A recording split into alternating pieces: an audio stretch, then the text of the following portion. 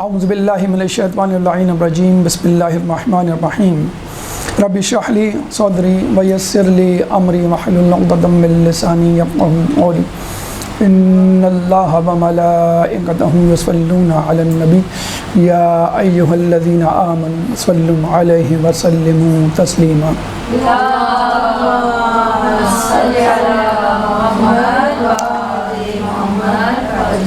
یا ایھا الذین آمنوا کتب علیکم الصیام کما کتب علی الذین من قبلکم لعلکم تتقون۔ سورہ بقرہ آیت نمبر 183۔ اللہ فرماتا ہے کہ اے ایمان والو، تم پر روزے فرض کیے گئے جیسا کہ تم سے پہلے کے لوگوں پر، تاکہ تم متقی و پرہیزگار بن جاؤ۔ ماہ رمضان کی ساعتیں قریب ہیں اور ایک مومن خالص پرجوش ہے اس ماہ رمضان کے استقبال کے لیے، اور یہ وہ بابرکت مہینہ ہے کہ جس کی اہمیت کا اندازہ آپ اس بات سے لگا سکتے ہیں کہ رحمت للعالمین رسول اکرم صلی اللہ علیہ وآلہ وسلم اللہم صلی کی حدیث کے مطابق بدبخت ہے وہ شخص کہ جو ماہ رمضان کو پائے اور اپنی مغفرت نہ کروائے۔ بدبخت ہے وہ شخص کہ جو والدین کو پائے اور اپنی مغفرت نہ کروائے، اور بدبخت ہے وہ شخص کہ جس کے سامنے میرا نام لیا جائے اور وہ درود نہ پڑھے۔ اللہم صلی علی۔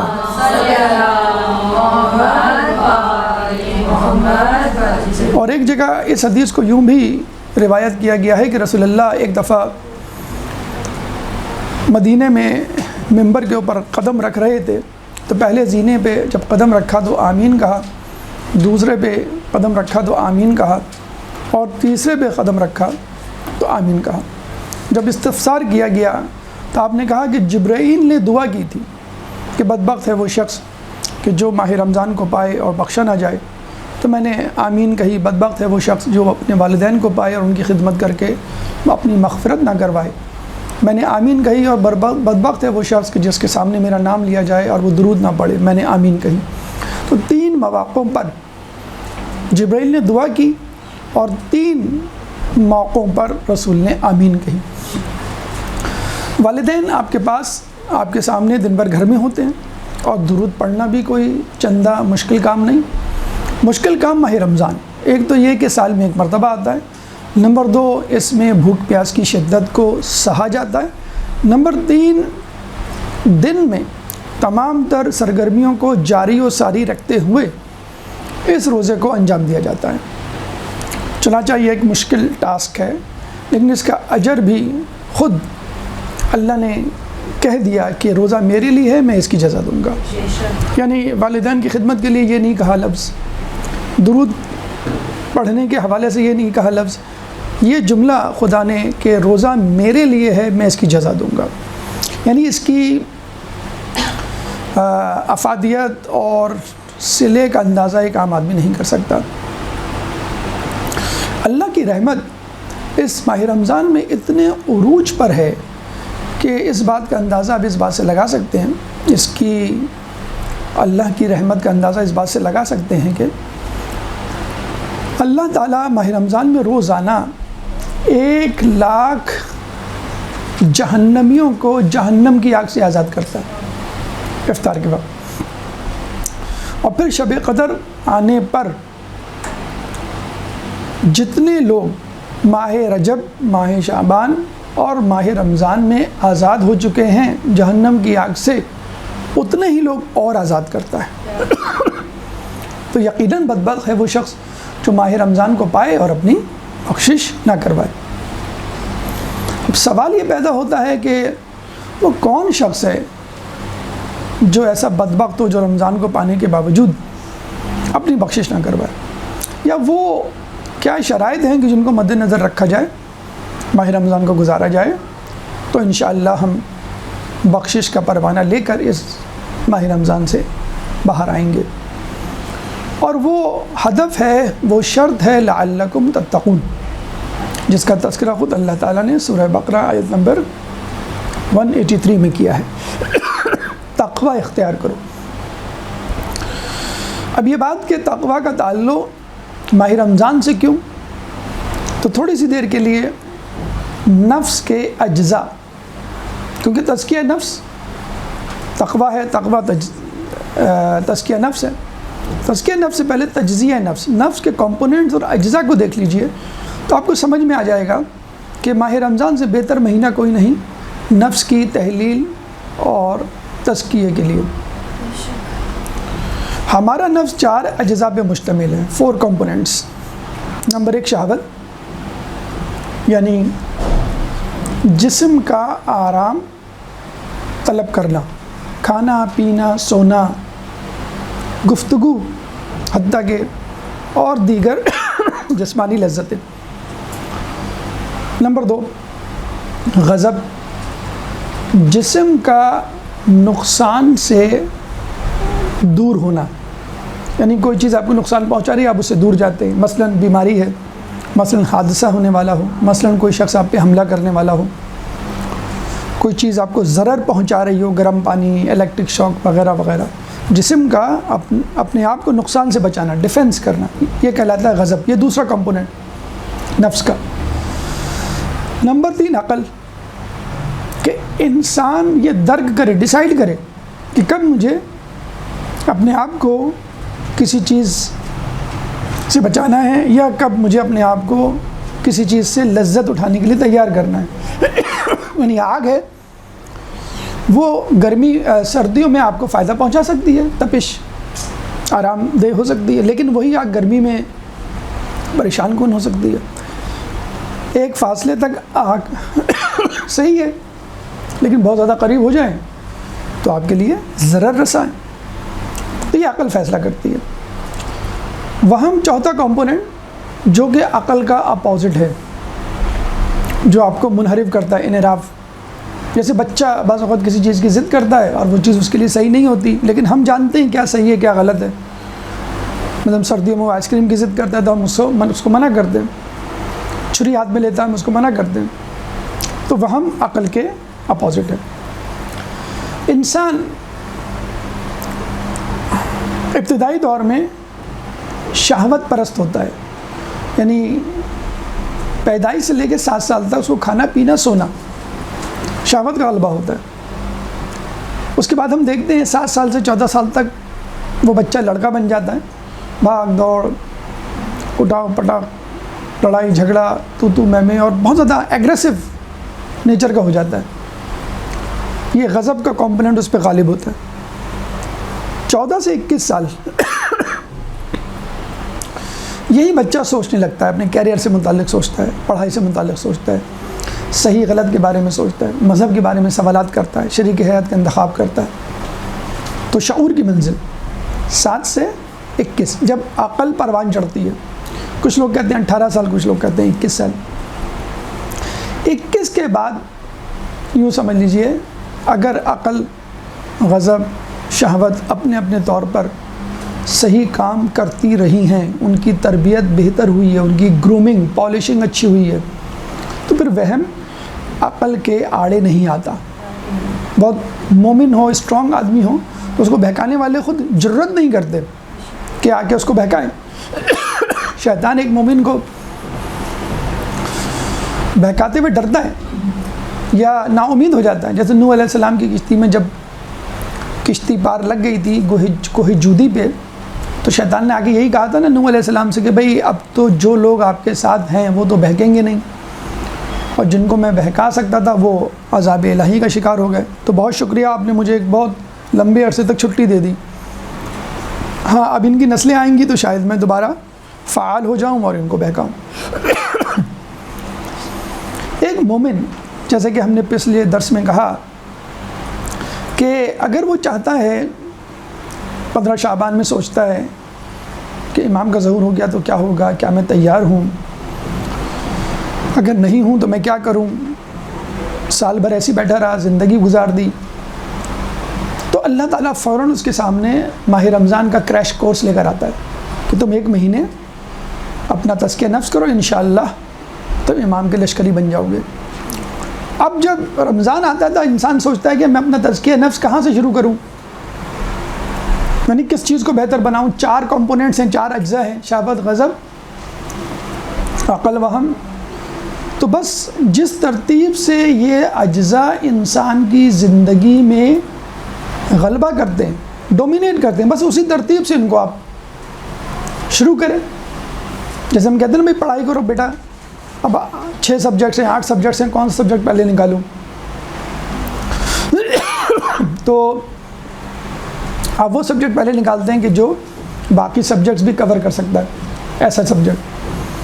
تو جس طرح سب سے پہلے شہوت بچے پہ غلبہ کرتی ہے، اور ویسے بھی علماء اعلام یہ کہتے ہیں کہ انسان اگر تزکیہ نفس کرے تو پہلے اپنی شہوت کو کنٹرول کرے، پھر غضب کو کرے، پھر عقل، اور خود بخود یہ چیزیں صاف ہوتی چلی جائیں گی. تو اتفاقاً آپ دیکھیے ماہ رمضان اپنی شہوت کو کنٹرول کرنے کا مہینہ ہے، اور شہوت بہتر طور پہ کنٹرول اس وقت ہو سکتی ہے جب انسان بھوک کی حالت میں ہو. جب انسان بھوک کی حالت میں ہوتا ہے تو وہ غذا کم کھاتا ہے، پانی کم پیتا ہے، اور اس کے اندر جو ٹینڈنسی ہوتی ہے، رجحان گناہ کرنے کی، وہ کم ہو جاتی ہے ماہ رمضان میں. اور ویسے بھی حدیث ہم نے پچھلی درس میں پیش کی تھی کہ اسرار الہی اس دل میں داخل نہیں ہوتے، اس انسان کے دل میں کہ جو انسان بہت زیادہ کھاتا ہے، یا اللہ فخر و مباحات کرتا ہے کہ جو کم کھاتا ہے. اور اس کا اپوزٹ، جو زیادہ کھاتا ہے، جو زیادہ سوتا ہے، اللہ کا دشمن ہوتا ہے. اس کے اپوزٹ، دل زیادہ کھانے سے مردہ ہو جاتے ہیں، جیسے کھیتی زیادہ پانی دینے سے. تو یہ تعلق ہے تقوی کا اور بھوک کا، یہ تعلق ہے تقوی کا اور رمضان کا. تو اس ضمن میں ماہ رمضان سے ہم کس طرح فائدہ اٹھائیں، تقوی اختیار کریں، تاکہ جو اولین شرط ہے بلکہ جو منزل ہے رمضان سے فائدہ اٹھانے کی، لعلکم تتقون، وہاں تک پہنچیں. اس کے لیے شرائط ہے، ظاہر سی بات ہے. اللہ تو تلا ہوا ہے آپ کو معاف کرنے کے لیے. کیا آپ تیار ہیں اپنے آپ کو معاف کروانے کے لیے؟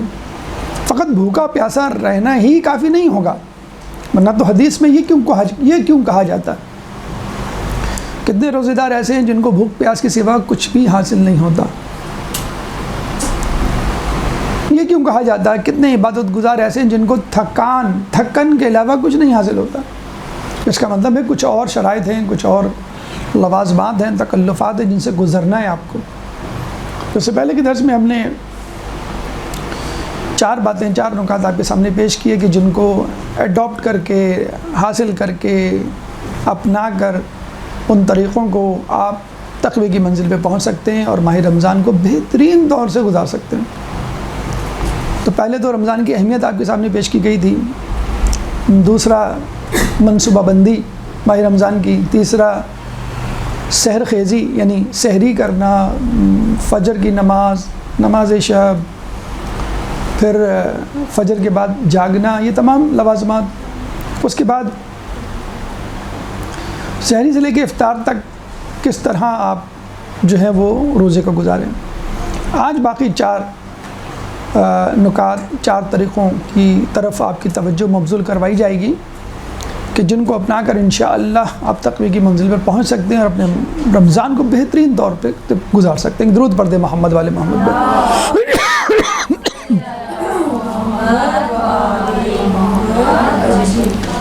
سب سے پہلے جسے کہتے ہیں کہ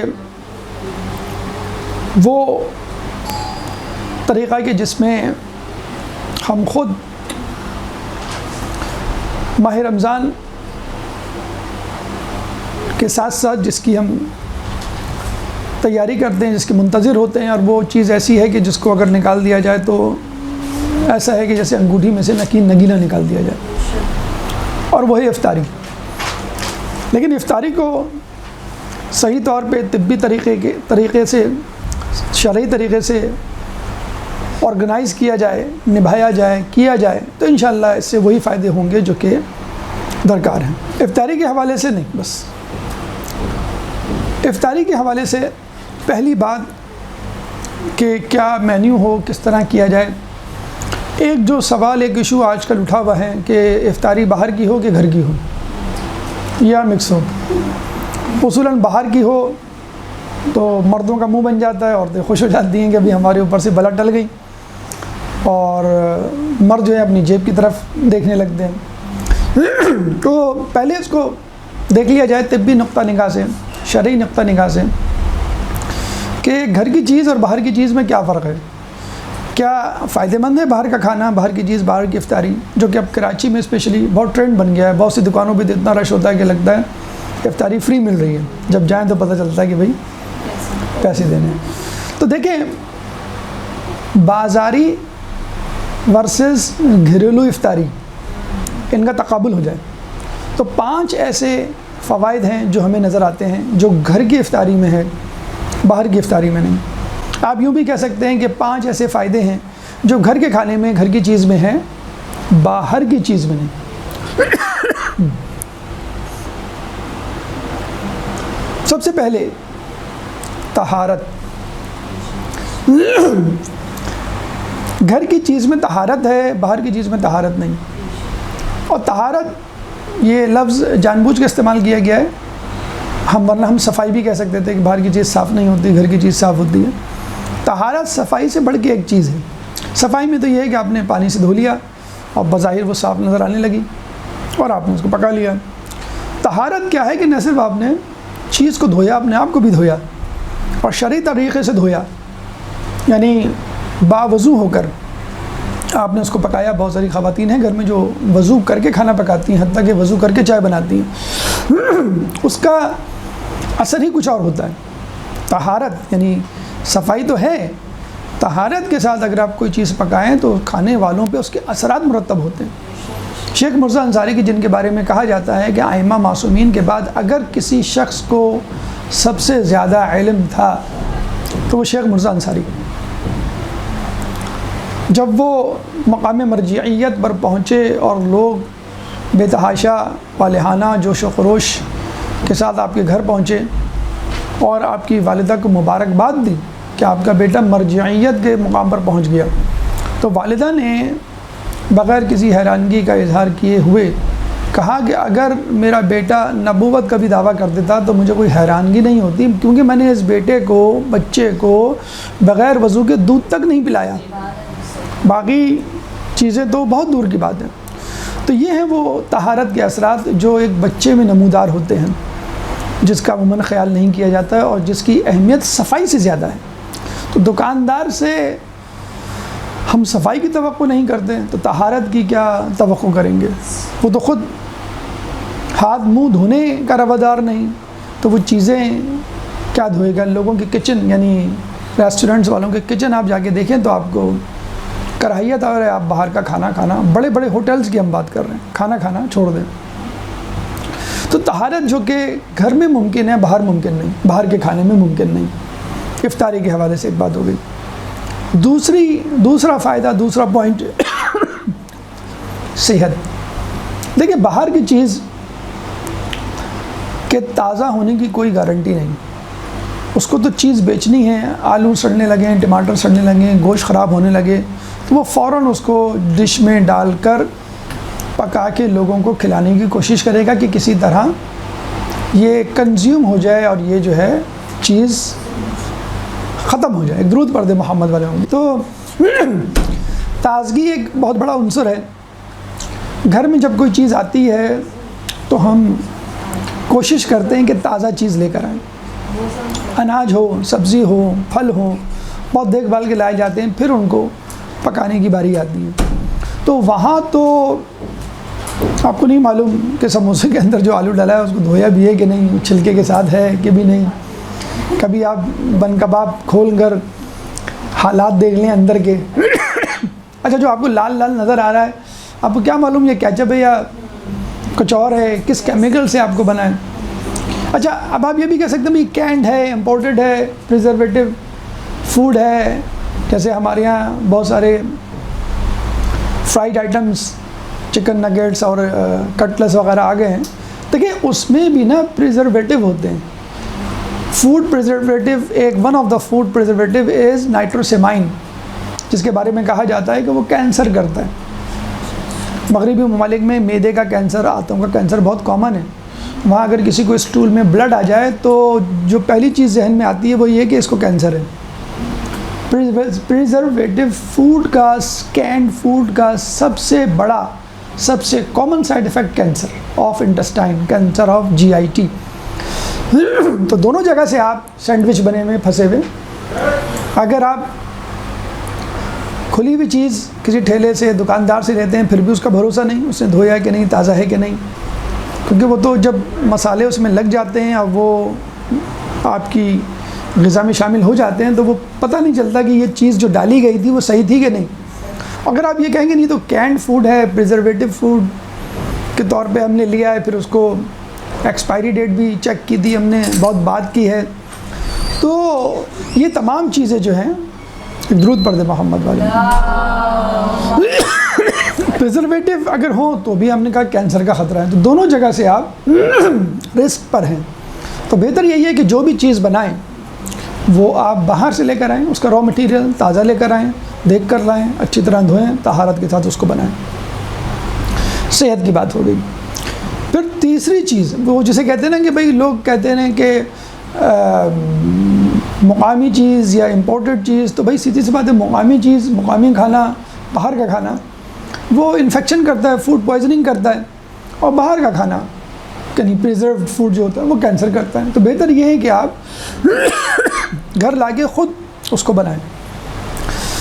تیسری چیز جو بہت امپورٹنٹ ہے وہ تقریباً ناممکن ہے باہر کے کھانے میں، اور وہ ہے محبت و خلوص.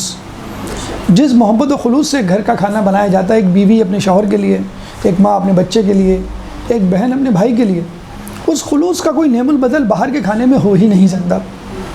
اگر آپ باہر کے کھانے کی تعریف کریں گے تو ہم نے باہر کے ریسٹورنٹ کی تعریف کی، باہر کے برانڈ کی تعریف، کمپنی کی تعریف ہوئی، باہر کا جو کیٹرنگ سروس والا ہے اس کی تعریف ہوئی.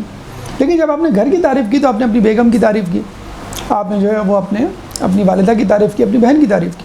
اس سے جو خلوص پیدا ہوگا، یعنی بہن نے، ماں نے، زوجہ نے کھانا بنایا محبت و خلوص کے ساتھ، اور اسی خلوص اور محبت کے ساتھ جواب دیا گیا اس کا، کس کا؟ کھانے کا. تو کتنا بہتر تعلق استوار ہو سکتا ہے. اور آپ خود نوٹ کر سکتے ہیں باہر کی چیز لا کے کھائی جائے، اس میں وہ خلوص اور محبت کھانے میں نہیں پیدا ہوتی جو گھر کے کھانے میں. ہر چمچے پہ ایک آدمی نے کہا، پھر دوسرے نے کہا، پھر تیسرے نے کہا ہاں واقعی بہت اچھا ہے، واقعی زبردست، ایسا تو ہم نے کہا نہیں. یہ 3-4 جملے 3-4 لوگوں کی طرف سے آ جاتے ہیں، وہ عورت کا جسے کہتے ہیں کہ حوصلہ بڑھا دیتے ہیں. مرد ویسے کھانے میں تو تیز ہوتے ہیں، تعریف کرنے میں کنجوس ہوتے ہیں. ایک بچی کی شادی ہوئی تو پتہ چلا، خدشہ یہ تھا کہ بچی کو کچھ نہیں آتا، بہت کم عمر میں شادی ہو گئی ہے، مثلاً 18 سال میں، اور اس نے ابھی کچھ سیکھا ہی نہیں ہے، تو بڑے مسائل پیدا ہوں گے. کچھ عرصے کے بعد پتہ چلا کہ بھائی وہ تو بہت زبردست کھانا پکا رہی ہے. اچھا، لوگ بڑے پریشان ہوئے، اتنی جلدی سے کہاں سے سیکھ لیا؟ تو پتہ یہ چلا کہ وہ جو کچھ بھی پکاتی تھی اس کا شوہر بڑی تعریف کرتا تھا اس کی، کہ تم نے تو میری ماں کی طرح پکایا، تم نے تو یہ چیز میری ماں سے بھی بہتر بنائی. جب اس سے پوچھا گیا کہ بیٹا تم نے اتنی جلدی کیسے سیکھ لی، کہہ لیں گے میں گھر میں بناتی تھی، شادی سے پہلے تو کوئی تعریف ہی نہیں کرتا تھا، تو میرا شوق بھی اس کے ساتھ نہیں بڑھا جتنا بڑھانا چاہیے. اور یہاں پہ میرے شوہر بڑی تعریف کر دیں، اور آپ کو معلوم ہے نئی نویلی دلہن کی اگر شوہر تعریف کر دے تو وہ بہت خوش ہوتی ہے. تو کہہ لیں یہ تعریف بہت کرتے ہیں، اور بلکہ مجھے ٹپس بھی دیتے ہیں، اس میں یہ ڈالو، اس میں یہ کرو، تو میرا حوصلہ بڑھتا ہے. تو مردوں کو بھی چاہیے کہ وہ عورتوں کے پکائے ہوئے، چاہے وہ رہتا کیوں نہ ہو، بچیاں ابتدا رہتے سے کرتی ہیں، سلاد سے کرتی ہیں، چٹنی سے کرتی ہیں، اس کے بعد پھر بڑے کھانے کی باری آتی ہے. تو تعریف ہو تو اور بھی زیادہ محبت و خلوص پروان چڑھتا ہے. تیسری اہم بات یا خوبی یا فائدہ جو گھر کے کھانے سے ہوتا ہے. اس کے بعد نمبر 4 بچت. خواتین بہت آگاہ ہیں اس بات سے کہ ایک چیز آپ باہر سے منگوائیں، بریانی ہے، نہاری ہے، بن کباب ہے، سموسے، چھولے، اور وہی چیز آپ گھر میں بنائیں. 1/3 کم از کم 1/3 جو ہے خرچہ آتا ہے گھر کے کھانے میں اور باہر کے کھانے میں. وہ ٹھیک ہے، گھر میں ریل پیل ہے پیسوں کی، تو لوگ پیسوں کو نہیں دیکھتے، لیکن جو لوگ بیچارے ہینڈ ٹو ماؤتھ ہیں، اور دال روٹی چل رہی ہے، اور ویسے بھی آج کل جو مہنگائی کا دور ہے اس حوالے سے واقعی 1/3 خرچہ ہونا جس میں آپ کی صحت بھی برقرار ہے، محبت و خلوص پیدا ہو رہا ہے، گھر میں ایک روحانیت کی فضا ہے، تو میرے خیال میں یہ ضرور ہونا چاہیے۔ 5ویں چیز جو سب سے اہم ہے گھر کے کھانے کے حوالے سے، گھر کی افطاری کے حوالے سے، وہ ہے برکت۔ آپ نے نوٹ کیا ہوگا ایک چیز آپ گھر میں بنائیں اور وہی چیز دوسرے دن باہر سے منگوائیں، آپ دیکھیے گا باہر کی چیز جلدی ختم ہو جائے گی، لوگ ایک دوسرے کا منہ دیکھ رہے ہوں گے، اور منگوائے اور منگوایا جائے اور منگواتے، کم پڑ گیا وغیرہ وغیرہ۔ گھر کی چیز میں چاہے قلت ہو برکت ہوتی ہے۔ جب ہی کہتے ہیں کہ اللہ سے برکت مانگو، کثرت نہیں، کیونکہ بعض اوقات کثرت ہونے کے باوجود چیز کم پڑ جاتی ہے۔ آپ دیکھ لیں ان گھروں میں جن گھروں میں کھانا بہت زیادہ باہر سے آتا ہے، ہم نے خود نوٹ کیا ہے کہ گھروں میں محبتیں کم ہوتی ہیں، گھروں میں شکوہ شکایت ایسے گھروں میں زیادہ ہوتا ہے کہ بھئی گزارا نہیں ہوگا، خرچہ بہت بڑھ گیا ہے۔ اسی وجہ سے بڑھا ہے۔ پہلے تو خواتین کے ڈریس باہر سلوانا ہی معیوب سمجھا جاتا تھا، اور یہ ہو ہی نہیں سکتا تھا کہ گھر میں کسی خاتون کا جو ہے وجود ہو اور گھر میں سلائی کڑھائی نہ ہوتی ہو۔ مست تھا، کھانا پکانا تو مینڈیٹری، لیکن سلائی بھی گھر میں ہوتی تھی۔ تو آپ دیکھ لیجیے جو مین خرچے ہیں وہ بچ گئے۔ اب یہ دونوں چیزیں، سلائی کڑھائی کا تو شاید بہت کم گھرانے رہ گئے ہیں جو خود سیتے ہوں، اور کھانے پکانے کا بھی آہستہ آہستہ ہم 10%، 20، 30، 40، 50% آہستہ آہستہ ہم کھسکتے جا رہے ہیں۔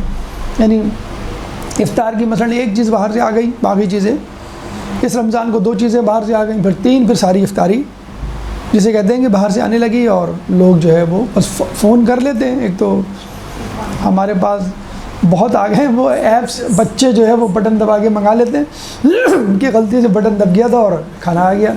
بہرحال تو آپ صرف یہ نہ دیکھیں، بعض لوگ کہتے ہیں بھائی جب ہم افورڈ کر سکتے ہیں تو ہم کیوں نہ باہر سے منگوائیں۔ تو باہر سے منگوانے میں ٹھیک ہے، اگر آپ کی جیب پر بوجھ نہیں پڑتا تو باقی چیزیں جن کا فائدہ ہو سکتا ہے گھر میں پکوانے سے، وہ ان سے آپ محروم ہو جائیں گے۔ برکت کے حوالے سے آپ خود دیکھ لیجئے کہ بلکہ اس پہ ضمن میں ایک واقعہ ہے کہ بعض اوقات کثرت ہوتی ہے لیکن برکت نہیں ہوتی۔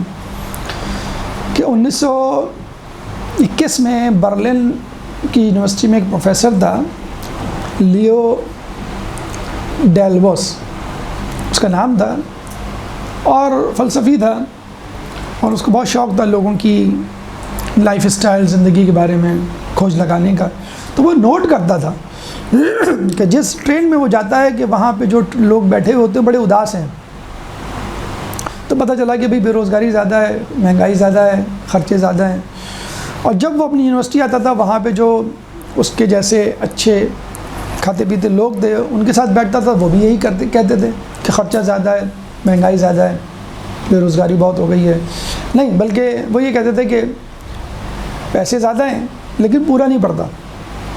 یعنی ٹرین میں جو لوگ بیٹھے تھے تو وہ کہتے تھے پیسے نہیں ہیں، اور جو یونیورسٹی میں اس کے ساتھ پروفیسر لیکچررز ہوتے تھے وہ کیا کہتے تھے کہ پیسے تو ہیں لیکن پورا نہیں پڑتا۔ تو اس نے پھر یہی اندازہ لگایا، جب کھوج لگائی، وہ کھوج لگانے بیٹھا کہ وجہ کیا ہے کہ اتنا کچھ ہونے کے باوجود، پیسہ ہونے کے باوجود پورا نہیں پڑتا۔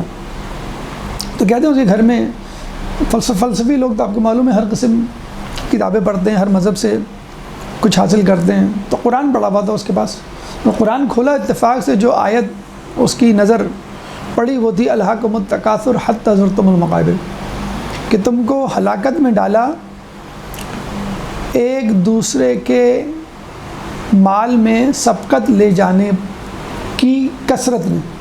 یعنی ہم ایک دوسرے کو دیکھ کر کمپٹیشن کرتے ہیں نا، وہ زیادہ کما رہا ہے، میں کم کما رہا ہوں، اس کے پاس بڑی گاڑی، میرے پاس چھوٹی گاڑی ہے، اس کے پاس لیٹسٹ موبائل ہے، میرے پاس، اس کے بچے بڑے اسکولوں میں پڑھ رہے ہیں، میرے بچے، اس کے بچے اچھے کپڑے پڑھ رہے ہیں میرے۔ تو ایک دوسرے سے کمپٹیشن ہوتا ہے بہنوں کے بچوں میں، بھائیوں میں، یا دو دوستوں میں، آپس میں، تو فیملیز میں۔ تو کمپٹیشن کرتے کرتے انسان کو ضرورت نہیں ہوتی ہے، لیکن پھر بھی آپ دیکھتے نہیں کتنی فیملیز کے جو مرد حضرات ہیں وہ باہر چلے آتے ہیں، کہ نہیں کمانا ہے، بچوں کا مستقبل دیکھنا ہے، بچوں کی فیسیں، آگے اخراجات ہیں، بچے کی شادی ہے، کوئی خاص ضرورت نہیں ہوتی ہے، بس ایک ذہن میں بٹھا کر بھئی دیکھیں فلاں گئے تھے دبئی 2 سال میں بدل گئے ان کے حالات، فلاں گئے تھے امریکہ اب تو ان کے اپنے گھر اور گاڑی وغیرہ۔ تو کمپٹیشن کی وجہ سے آدمی کثرت میں مبتلا ہوتا ہے، کثرت جمع کرتے کرتے پھر آپ نے دیکھا ہوگا بیماری میں مبتلا ہو جاتا ہے، پھر جو ہے وہ ٹینشن اور پھر بلڈ پریشر، شوگر وغیرہ وغیرہ، یہ پھر بیماریاں ہو جاتی ہیں، اور وہ مسلسل زبان پہ ایک ہی شکوہ ہوتا ہے کہ پورا نہیں ہوتا، پورا نہیں پڑتا۔ ایک صاحب نے اپنے گھر کو توڑ کر 15 منزلہ عمارت بنائی، اور 15 منزلہ عمارت میں میرے خیال میں 40-50 فلیٹ نکلے ہوں گے۔ سب سے بڑا فلیٹ انہوں نے لیا، پینٹ ہاؤس سب سے اوپر کا، اور جب گئے لوگ ان سے پوچھنے کے لیے کہیں گے نہیں ایک کمرہ کم ہے، سب سے بڑا گھر اس فلیٹ میں ان کا، اور ریل پیل پیسوں کی، اور وہ یہی کہتے ہیں کہ جب بھی آدمی کوئی گھر لیتا تو کہتا نہیں بس ایک کمرہ اور ہوتا تو ہمارا گزارا ہو جاتا۔ تو جو بھی چیز لیں گے اس کے بعد نیکسٹ چیز تیار ہوگی۔ موبائل لے لیں آپ، 2-4-6 مہینے کی خوشی ہوتی ہے، پھر آپ کہتے نہیں اب میں فلاں موبائل لوں گا۔ ڈریس لے لیں آپ، اس جیسے ڈریس آ جاتے ہیں، تقریب میں کوئی پہن کے آگے آپ کہتے ہیں۔ تو بس کثرت ہو، برکت نہ ہو، تو چاہے افطار ہو، چاہے سحری ہو، چاہے ڈنر ہو، چاہے کپڑے ہوں، چاہے کھانے پینے کی بات ہو، گاڑی کوئی بھی ہو، وہ کم پڑ جائے گی۔ اور یہ کہتے ہیں پھر وہ فلسفی جس کے بارے میں کہا لیو ڈیلوس کہ اس نے مزید قرآن پڑھا اور اس کو اور جستجو ہوئی، اور پھر وہ مسلمان ہوا اور اس کا نام علامہ محمد اسد رکھا گیا، یعنی پھر وہ اسلام کا اسکالر، اسلامک اسکالر بن گیا۔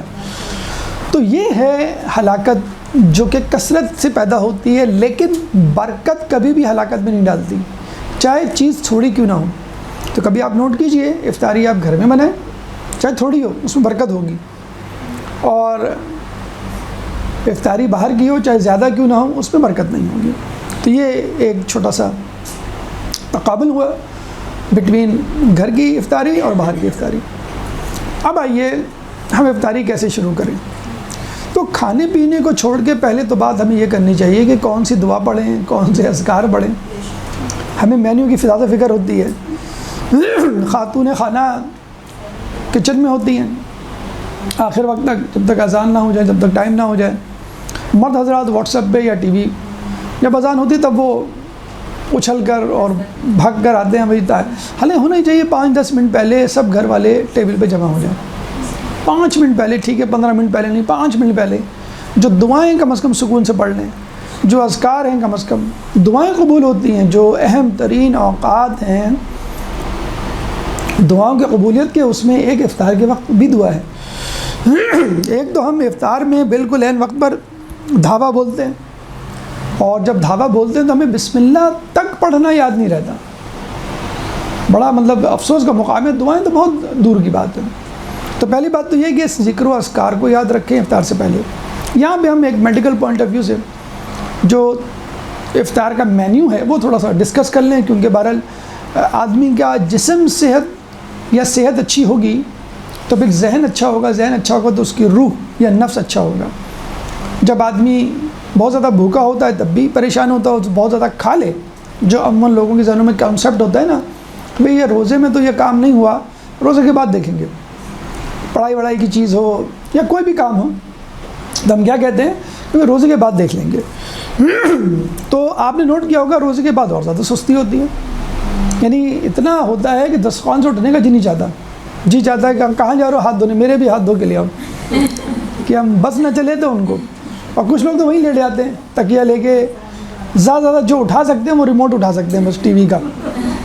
آپ نے نوٹ کیا ہوگا کہ افطار سے پہلے تسبیح ہاتھ میں ہوتی ہے اور افطار کے بعد ریموٹ ہاتھ میں ہوتا ہے، یہ فرق ہے بھوکے پیٹ کا اور پیٹ بھرے کا۔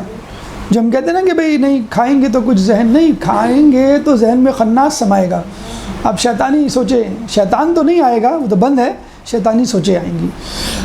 تو پہلی بات تو یہ ہے کہ کم از کم جو 2, 4, 3 اور آپ کی اپنی جو دعائیں ہیں، ذاتی دعائیں جو ہیں جو آپ مانگتے ہیں، اسی وقت مانگیں ہم افطار کے بعد۔ اچھا، اب دیکھیں افطار ہم شروع کیسے کریں. جیسے کہ سنت نبوی ہے کھجور یا کوئی میٹھی چیز. میڈیکل پوائنٹ آف ویو سے بھی ٹھیک ہے کیونکہ گلوکوز لیول منیمم ہوتا ہے. فاسٹنگ آپ نے سنا ہوگا کہ بھائی جب شوگر کے پیشنٹ اپنا گلوکوز لیول چیک کرواتے ہیں تو ان کو کہا جاتا ہے کہ آپ فاسٹنگ لیول کروائیں کیونکہ وہ منیمم لیول ہوتا ہے. تو رمضان میں افطار سے پہلے منیمم لیول ہوتا ہے. تو کوشش یہ ہونی چاہیے کہ افطار ایسی چیز سے کریں کہ جس میں گلوکوز موجود ہو. اور کھجور از دا بیسٹ چوائس یا کوئی بھی میٹھی چیز اگر نہ، ورنہ کھجور تو ماشاءاللہ اللہ تعالیٰ نے ایسی چیز رکھی ہے کہ ہر جگہ ہر ملک میں موجود ہے. پاکستان میں تو ہم ایکسپورٹ کرنے والوں ملکوں میں شامل ہیں کھجور کے. اگر کھجور نہ ملے، میٹھی چیز نہ ملے تو کہا جاتا ہے کہ نمک سے یا گرم پانی سے. مولا کائنات علی ابن ابی طالب علیہ السلام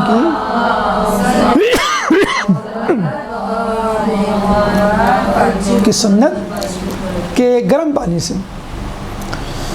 اس کے بعد نمبر تو آنا چاہیے دیگر چیزوں کا. ہمارے حساب سے تو فروٹ کو آنا چاہیے، لیکن جو ہم اپنا لوگوں کا سیکوینس ہے وہ بتا رہے ہیں، بلکہ ہم اپنا ہی سیکوینس بتاتے ہیں جو کہ ہونا چاہیے. اس کے بعد نمبر آنا چاہیے فروٹ کا. اور فروٹ میں بھی سادہ فروٹ، نہ کہ فروٹ چاٹ. اس میں آپ نے مایونیز بھی ڈال دیا اور آپ نے چٹنیاں بھی ڈال دی، اس میں چینی بھی ڈال دی. فروٹ خود میٹھا ہے، آپ نے اس میں چینی بھی ڈال دی. تو اصل فروٹ کی شکل مسخ ہو گئی. پتہ نہیں چلا کہ سیب کہاں ہے اور اورنج کہاں ہے، کیلا کہاں ہے اور امرود کہاں ہے. پہلی غلطی جو ہم یہ کرتے ہیں، فروٹ کو فروٹ چاٹ بنا کے اس کی شکل مسخ کر دیتے ہیں اور اس میں چٹنی اور کریم اور آرٹیفیشل چیزوں کا جو ہے وہ ملغوبہ اس میں ڈال دیتے ہیں. تو فروٹ کو ایز اٹ از کاٹیں اور ایز اٹ از کھلائیں، ورنہ کیا ہوگا، لوگوں کو بہت زیادہ مٹھاس کی عادت پڑ جائے گی جو کہ گلوکوز شوگر کی طرف لے کے جاتی ہے. تو جیسا سیب ہے، جیسی مٹھاس کافی ہے، اور اس کا جو اوریجنل ٹیسٹ ہے وہ آپ چکھیں نا، بجائے اس کے کہ آپ اس میں چینی ڈال کے چکھیں. اسی طرح موسمبی، اسی طرح تربوز وغیرہ. تربوز کے لیے تو ہمارے چھٹے امام جعفر صادق علیہ السلام کے لیے اللہم صلی علی محمد، کہ تربوز ایک ایسا پھل ہے کہ جس کو کھایا بھی جا سکتا ہے اور پیا بھی جا سکتا ہے. 90% پانی ہوتا ہے اس میں. تو گرمیوں کے موسم میں تربوز بہترین چیز ہے. تو ہمارے حساب سے دوسرے نمبر پہ فروٹ کو ہونا چاہیے، کیونکہ ایک لائٹ غذا ہے، میٹھی، بہت زیادہ میٹھی نہیں ہے کھجور کی طرح، لیکن میٹھی ہے اور لائٹ ہے. فروٹ آپ جتنا بھی کھا لیں آپ کا پیٹ درد نہیں کرے گا، جو کہ ٹھنڈے پانی، شربت اور تلنیات جسے ہم کہتے ہیں نا کہ تلن، فرائیڈ آئٹمس کھا کے ہوتا ہے. تو فروٹ کھائیں اور فروٹ چاٹ کوشش کریں، پرہیز کریں. اگر بنائیں بھی تو بہت زیادہ اس میں آرٹیفیشل چیزیں نہ ملائیں. تیسرے نمبر پہ فرائیڈ آئٹم تو نہیں کہنا چاہیے، لیکن نمک سے بنی ہوئی چیز، مثلاً چھولے دہی بڑے. چھولے دہی بڑے کا فائدہ یہ ہے کہ اس میں پروٹین زیادہ ہے، چھولوں میں اسپیشلی وائٹ اور بلیک پروٹین زیادہ ہے، اور فیٹ اور بہت زیادہ کارب نہیں ہے. کاربوہائیڈریٹ تو آپ نے کھا لیا اور فیٹ کی ضرورت بھی نہیں بہت زیادہ. پروٹین ہے جو خالصاً آپ کو طاقت فراہم کرتی ہے، پورے دن کی جو انرجی لاس ہے وہ دیتی ہے آپ کو. چوتھے نمبر پر آپ آ جائیں فرائیڈ آئٹم، جو کہ ہمارا فیوریٹ آئٹم ہوتا ہے، پکوڑے، سموسے اور کٹلٹس وغیرہ. یہ کم سے کم لینی چاہیے. اس کی جگہ اگر آپ چھولے اور دہی بڑوں کو فوکس کریں زیادہ بہتر ہے، کیونکہ اس میں فیٹ ہوتی ہے اور fat takes more time to digest. سب سے زیادہ ٹائم آپ کی نظام ہاضمہ میں جو انزائمز کو مشکل پیش آتی ہے وہ فیٹ. اور لوگ اتنا زیادہ پکوڑے اور تلن کھا رہے ہوتے ہیں کہ آپ نے دیکھا ہوگا کہ آپ کا پیٹ اینٹھنے لگتا ہے، درد سا ہونے لگتا ہے. یہ اسی پکوڑے اور فرائیڈ آئٹم کی وجہ سے. چوتھے نمبر پہ چیز آتی ہے آپ کی، وہی میں نے کہا کہ یہ فرائیڈ آئٹم کی بجائے آپ یہ جو دہی بڑے اور چھولے ان کا استعمال زیادہ کریں. پانچویں نمبر پہ مشروبات، جو ہم سب سے پہلے لے رہے ہوتے ہیں. بس کھجور نہیں کھائی، کچھ لوگ تو لال شربت، ہرا شربت یا جو بھی شربت ہے سب سے پہلے وہ 2-3 گلاس. آپ نے نوٹ کیا ہوگا پوری افطار ایک طرف اور ٹھنڈا شربت ایک طرف، ایک گلاس پی لیتے ہیں اور بس آپ پیٹ میں درد شروع ہو جاتا ہے، باقاعدہ درد. فرائیڈ آئٹم سے تو تھوڑی سی ہیوینس ہوتی ہے، لیکن ٹھنڈا پانی پی کے بالکل.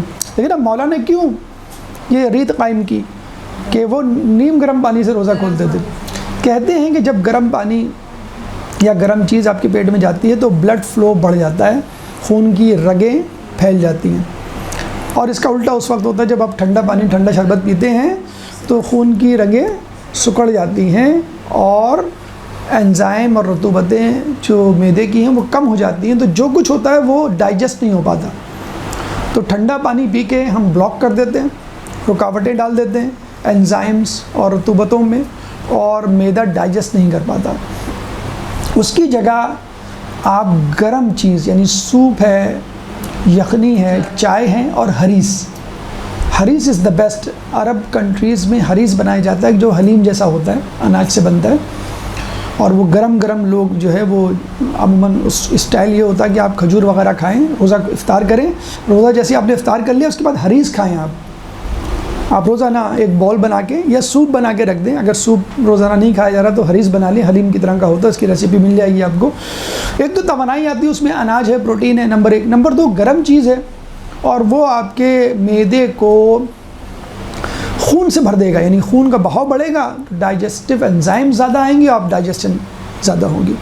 تو یہ اگر ترتیب رکھیں، یعنی بجائے مشروبات کے سادہ پانی اور حریص کا استعمال کیا جائے. سب سے آخر میں آپ ٹھنڈا پانی پئیں، بلکہ بہتر تو یہ ہے کہ نماز وغیرہ پڑھ لیں، تھوڑا سا ٹائم گزر جائے، اس کے بعد پھر آپ دیکھیے گا. عموماً آپ نے نوٹ کیا ہوگا کہ افطار کے بعد فوراً کام تک کرنے کا جی نہیں چاہتا خواتین کا، مثلا برتن دھونے کا یا دسترخوان اٹھانے کا یا مردوں کا باہر جانے کا. وہ یہی وجہ ہے کہ شربت پی کے آپ اپنے انزائمز کو بلاک کرتے ہیں، فرائیڈ آئٹم کھا کے اپنے معدے کو ہیوی کرتے ہیں، اور اس کے بعد مدرسے جانا ہے، راؤنڈ ٹیبل جانا ہے، مجلس میں جانا ہے، درس میں جانا ہے، وہاں جانے سے آپ محروم رہ جاتے ہیں. بلکہ گھر میں خود کچھ کام کرنے کی جی نہیں آتا، کم از کم 1-1.5 گھنٹے تک جو ہے وہ اندھیرا چھایا ہوا ہوتا ہے. حالانکہ ایکٹیو ہونا چاہیے، لیکن چونکہ آپ نے پیٹ میں اتنے زیادہ بوجھ ڈال دیا، پتھر پھینک دیے ہیں کہ وہ ہضم نہیں کر پا رہا. تو خدا را جو سنت نبوی ہے، جو میڈیکل پوائنٹ آف ویو سے طریقہ کار ہے، اس کو اپنائیں تاکہ آپ افطار کے بعد بھی چاق و چوبند ہو سکے. ایک درود پڑھ دیں محمد والے محمد.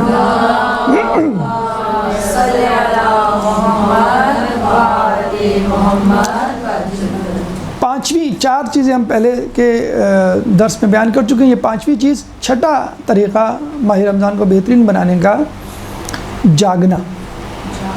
دیکھیں جو جاگنا ہے وہ رمضان کے ثمرات کو اسپوائل کرنے کے مترادف ہے.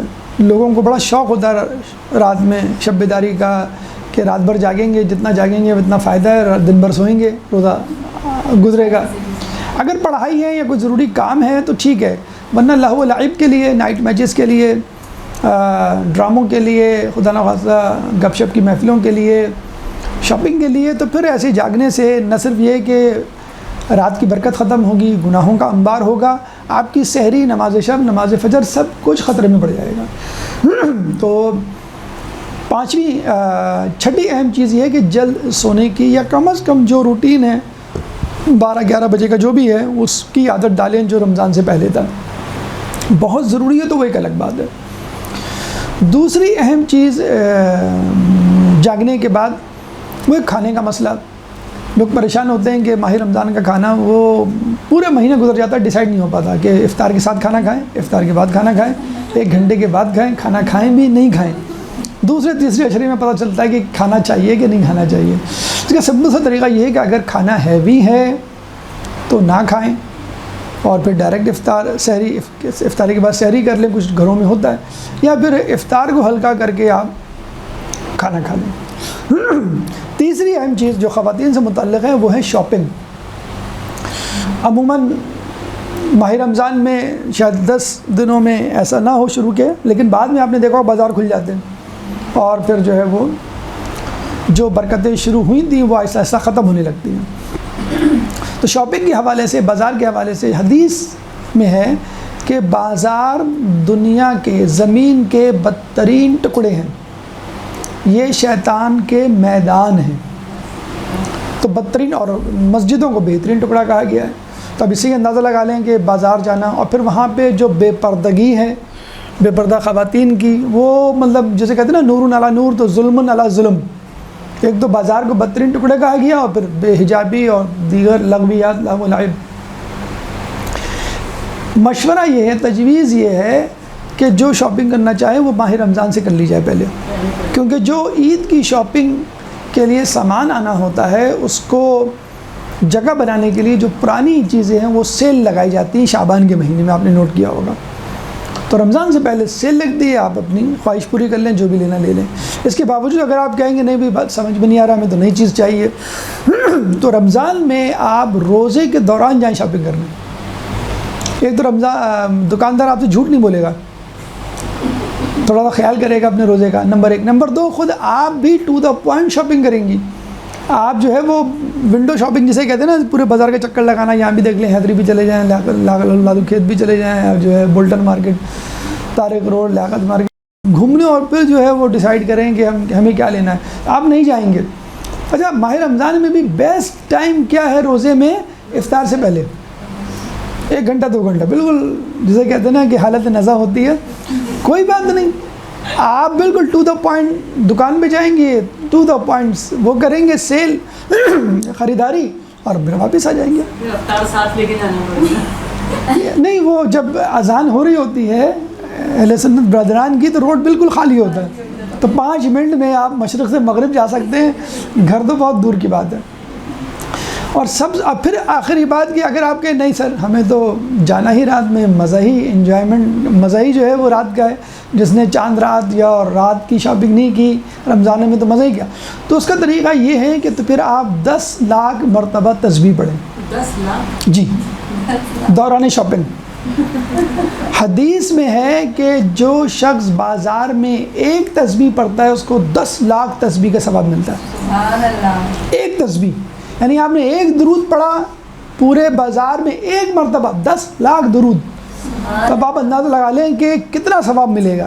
اور یہ تسبیح پڑھنا، درود پڑھنا، استغفار پڑھنا، یہ آپ کو خود لغویات سے بچائے گا، مردوں کو بد نظری سے بچائے گا، عورتوں کو فضولیات سے بچائے گا. آپ ایک جسے کہتے ہیں نا کہ اللہ کی پناہ میں جائیں گے، اللہ کی پناہ میں واپس آئیں گے. اگر پہلے تو یہ بات ہے کہ آپ جائیں نا راتوں میں، دن میں کر لیں، لیکن پھر بھی آپ کہہ رہے ہیں کہ نبی مجبوری ہے، میں نہیں ٹائم نکال سکتا یا نکال سکتی، تو 10 لاکھ تسبیح کا ثواب ہے فقط 1 تسبیح پڑھنے کا. اب اندازہ لگا لیں، آپ درود پڑھیں، استغفار پڑھیں، الحمدللہ، سبحان اللہ، اللہ اکبر، جو بھی مسلسل، چاہیں تسبیح ہاتھ میں رکھ لیں، کوئی ایسا مسئلہ نہیں ہے. آپ خود دیکھیے گا. دیکھیں اللہ تعالیٰ بھی جانتا ہے کہ دنیا میں انسان کو بھیجا ہے تو دنیا داری بھی نبھانا ہوگی، تو بعض اوقات مجبوریاں ہوتی ہیں کہ بھئی آپ کو رات ہی میں جانا ہے. تو اللہ نے ہر جگہ ہر مسئلے کا ایک توڑ رکھا ہوا ہے. اب انسان خود اڈاپٹ نہ کرنا چاہے تو وہ ایک الگ بات. تو بازار جانے کے لیے بھی اللہ نے بتا دیا کہ بھی ٹھیک ہے اس وقت پر چلے جاؤ، پروٹیکشن یا احتیاطاً. اگر نہیں جا سکتے تو اپنے ساتھ اللہ کا ورد، اللہ کا وظیفہ، اللہ کی پناہ میں جاؤ گے تو انشاءاللہ. تو یہ بیٹھے بٹھائے جسے کہتے ہیں کہ یہ تو میں عام دنوں کی بات کر رہا ہوں، عام رمضان سے ہٹ کر. بازار میں 1 تسبیح پڑھنے کا ثواب 10 لاکھ تسبیح.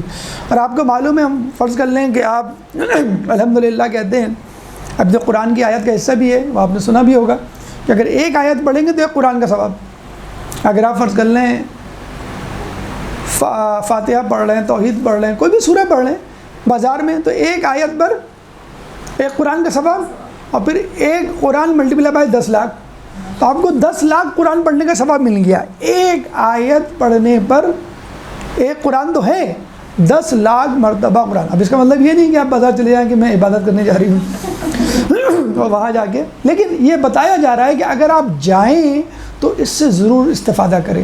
تسبیحات کا جو ذکر جو ہے وہ احادیث میں موجود ہے. اب آئیے اس طرف آتے ہیں کہ انسان اس ماہ رمضان میں بری عادتوں کو کیسے چھوڑ سکتا ہے اور اچھی عادتوں کو کیسے اپنا سکتا ہے. ایک درود پڑھ دیں محمد والے محمد.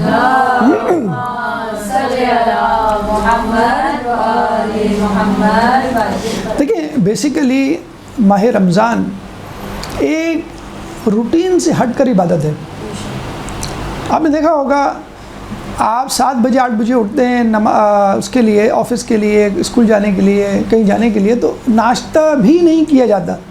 کچھ لوگ چائے پی لیتے ہیں، کچھ لوگ بسکٹ کھا لیتے ہیں، کچھ لوگ جوس پی لیتے ہیں، کچھ لوگ کچھ بھی نہیں کھاتے. آپ کو کہا جا رہا ہے کہ 4 بجے اٹھ جاؤ، انڈا پراٹھا کھاؤ. اب آپ دیکھیں، آپ کہیں گے یا اللہ یہ کیسی عبادت ہے، زبردستی کا کھلایا جا رہا ہے، مجھے بھوک 7 بجے نہیں لگتی اور 4 بجے. تو یہ ایگو، آپ کی انانیت، آپ کی پسند ناپسند پہ چوٹ ماری جا رہی ہے کہ تمہاری نہیں چلے گی، میری چلے گی. اچھا، آپ شام کی چائے مثلاً 4 بجے 5 بجے پیتے ہیں اور کھانا مثلاً 9 بجے 10 بجے کھاتے ہیں. بالکل بیچ میں اللہ میاں نے 7 بجے مغرب کے وقت ہیوی قسم کا دسترخوان بچھا دیا. شروع کے دنوں میں تو آپ کو سمجھ ہی نہیں آتا میں افطار کروں کہ نہیں کروں، موڈ ہی نہیں ہو رہا. تو اٹھنے کا وقت، کھانے کا وقت، افطاری کا وقت، ہر چیز الٹ پلٹ ہو چکی ہوتی ہے. اور آپ دیکھتے ہیں نا کہ لگتا ہے کہ بالکل ایک نئی دنیا میں آ گئے. آپ کی پسند ناپسند نہیں چلے گی، اللہ کی پسند ناپسند چلے گی. تو یہ بہترین وقت ہے. اچھا، آدمی آمادہ بھی ہوتا ہے. عام دنوں میں آپ روزہ رکھ کے دکھائیں، شعبان رجب کے جو روزے رکھتے ہیں، کتنا مشکل کام ہوتا ہے. ایک اکیلا آدمی خصوصی طور پہ اگر گھر میں رکھ رہا ہو، اس کو تو لگ رہا ہے میں ہی ایک پاگل ہوں، باقی سب جو ہیں وہ نارمل ہے، میں ایک اب نارمل ہوں. لیکن ماہ رمضان میں ایک آسان ماحول ہوتا ہے، آپ بہت کچھ کر سکتے ہیں. تو آئیے دیکھتے ہیں کہ ہم کیا کچھ کر سکتے ہیں، یعنی بری عادتیں کیسے چھوڑ سکتے ہیں، اچھی عادتیں کیسے چھوڑ سکتے ہیں. پہلی بات تو یہ کہ خود مولا فرماتے ہیں کہ روزہ بری عادتوں کو کنٹرول یا عادتوں کو کنٹرول کرنے میں بہترین معاون ہے. اب آپ کی جو بھی عادت ہو، زیادہ سونے کی، زیادہ بولنے کی، زیادہ کھانے کی، سگریٹ، پان، گٹکا، جس کسی کی بھی عادت ہو، ماہ رمضان کے توسط سے، اس کی برکت سے آپ چھوڑ سکتے ہیں. پھر رسول کی حدیث کہ جو انسان 40 دن تک نیکی کے مفہوم میں حدیث ہے، نیکی کے راستے پر ہے تو اللہ تعالیٰ حکمت کے چشمے اس کے دل سے نکال کر اس کی زبان پہ جاری کر دیتا ہے. 40 دن تو 10 دن آپ شعبان کے ملا لیں اور 30 دن اس کے ہو گئے 40 دن. وکیپیڈیا پہ جائیں آپ تو ہیبٹ آپ لکھیں تو پتہ چلے گا. It takes 21 to 30 days to quit a habit اور to adapt a new habit. کسی بھی بری عادت کو چھوڑنے کے لیے 21 سے 30 دن درکار ہے، یا نئی عادت شروع کرنے کے لیے، یعنی جلدی سونا، جلدی اٹھنا. مثلاً خود مولا علی فرماتے ہیں بہترین عادت، بہترین وقت ہے رمضان. خود رسول فرما رہے ہیں 40 دن، تو 30 to 40 لیٹ سے یا 21 to 40 ایوریج آپ کا 30 days نکلا. اب یہ بہترین وقت ہے. اب دیکھیے ہم کیا کیا چیزیں چھوڑ سکتے ہیں، کیا کیا چیزیں اڈاپٹ کر سکتے ہیں نا. نمبر 1، اچھا پہلے آپ یہ بھی سن لیں کہ خود قرآن فرماتا ہے سورہ بقرہ نمبر 153، وَاسْتَعِينُوا بِالصَّبْرِ وَالصَّلَاةِ. استعانت، مدد حاصل کرو کس سے؟ صبر اور صلاح، نماز اور صبر سے. اچھا نماز تو سمجھ میں آ گیا، صبر کیا ہے؟ بہت وسیع لفظ ہے نا. صبر تو بہت سی چیزوں کو کہا جا سکتا ہے. احادیث میں صبر جو ہے وہ گناہ نہ کرنے پر صبر کو صبر کہا گیا ہے. نیکی کو جاری رکھنے یا کرنے پر صبر، یہ بھی ایک طرح کا صبر ہے. بھائی دیکھیں نا، رمضان میں آپ کو کھانے کا جی چاہ رہا ہے، آپ صبر کر رہے ہیں، نہیں کھا رہے. پھر جو ہے آپ کو کہا جا رہا ہے صبح اٹھ کے نماز پڑھو، اٹھنے کا جی نہیں چاہ رہا لیکن پھر بھی آپ اٹھ رہے ہیں، تو یہ بھی ایک صبر ہے. اچھا ایک اور قسم کا صبر ہے پسندیدہ شے پر صبر. پسندیدہ شے پر برداشت، یہ بھی ایک صبر ہے. یعنی آپ کو ایک جوڑا پسند آیا، ایکسپینسو ہے، آپ نہیں لے پائے، آپ نے شکوہ شکایت کرنے کے بجائے قناعت اختیار کی، اللہ کا شکر ادا کیا، کوئی بات نہیں، اللہ نے مجھے اس سے بہتر چیزیں دی ہیں. آپ کا اپنی ہاتھوں سے کمائی ہوئی چیز جو کہ فریج میں پڑی ہے، کیبنٹ میں پڑی ہے، ٹیبل پہ پڑی ہے، کھا سکتے ہیں، حلال ہے، آپ کے سامنے ہے، لیکن آپ صبر کر رہے ہیں. تو صبر ایک ایسی چیز ہے جو انسان کو، دیکھا جائے میں آپ کو بتاؤں، بیسیکلی سارا کھیل دنیا میں اگر آپ سمیٹیں نا ایک لفظ میں کہ بھئی انسان میں ایک خوبی ہو، اتنی لمبی چوڑی داستان اور اتنے لمبے چوڑے وظیفے اور اتنی لمبی چوڑی فہرست کی کیا ضرورت ہے؟ ہم بڑے نازک کمزور آدمی ہیں. ایک چیز بتا دیں آپ ہمیں، بس جس کو ہم ایڈاپٹ کریں اور بس کامیاب ہو جائیں، تو اس کا نام ہے صبر. اس کا نام ہے صبر. دیکھیں اللہ تعالیٰ نے قرآن میں کہا ان اللہ مع الصابرین، ان اللہ مع المتقین، ان اللہ مع الصالحین، مسلین، ان اللہ مجاہدین نہیں کہا، کس کے ساتھ کہا؟ صبر، کیونکہ اللہ خود صبر کر رہا ہے ہماری حرکتوں پر، ہماری سیاہ کاریوں پر، اللہ خود صبر کر رہا ہے نا کہ یہ میرے بندے کب سدھریں گے، کب میری طرف پلٹیں گے۔ اپنی نافرمانیوں کو دیکھ دیکھ کر اللہ کوڑ رہا ہے، جسے والدین بعض اوقات نہیں کر پاتے، اللہ تو کر سکتا ہے لیکن اللہ صبر کرتا ہے، تو ان اللہ مع الصابرین۔ تو وَاسْتَعِينُوا بِالصَّبْرِ وَالصَّلَاةِ، جب چھوٹے امام سے پوچھا گیا یہاں صبر سے کیا مراد ہے؟ نماز تو پتہ چلی گیا، اچھا نماز کے لیے بھی ہے کہ رسول کو جب بھی کوئی مشکل وقت پیش آتی تو وہ وضو کرتے، 2 رکعت نماز پڑھتے، دعا کرتے، اور یہ بہترین طریقہ ہے ہمارے آپ کے لیے بھی۔ آپ کو بھی کبھی کوئی مشکل پیش آئے، دل گھبرائے، پریشان ہو، کچھ سمجھ میں نہیں آئے، جیسے کچھ بیماریاں ہیں، حادثات ہیں، کچھ حالات ہیں آپ کے ہاتھ سے بے قابو ہو جاتے ہیں، کیا کریں؟ سب کچھ کرنے کے باوجود انسان نہیں قابو پا پاتا، کم از کم اپنے دل پر قابو نہیں پا پاتا، ایمان ہاتھ سے نکل جانے کا خدشہ و خوف ہوتا ہے، تو کہتے ہیں 2 رکعت نفل پڑھیں ہم۔ رسول اللہ کی عادت تھی پریشانی کے عالم میں کوئی مسئلہ مشکل درپیش آ جائے تو نماز تو سمجھ میں آ گئی اس آیت میں، یا ایھا الذین آمنوا استعینوا بالصبر والصلاۃ، صبر سے اور نماز۔ صبر کیا ہے؟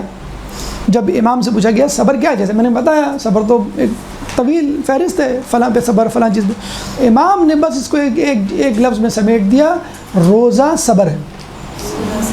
اگر آپ چاہتے ہیں کہ آپ پریکٹس کریں صبر کی، تو بھائی کیا مطلب آپ چاہتے ہیں کہ آپ پہ کوئی حادثہ آئے، خدا نخواستہ بیماری آئے، پھر آپ صبر کی پریکٹس کریں؟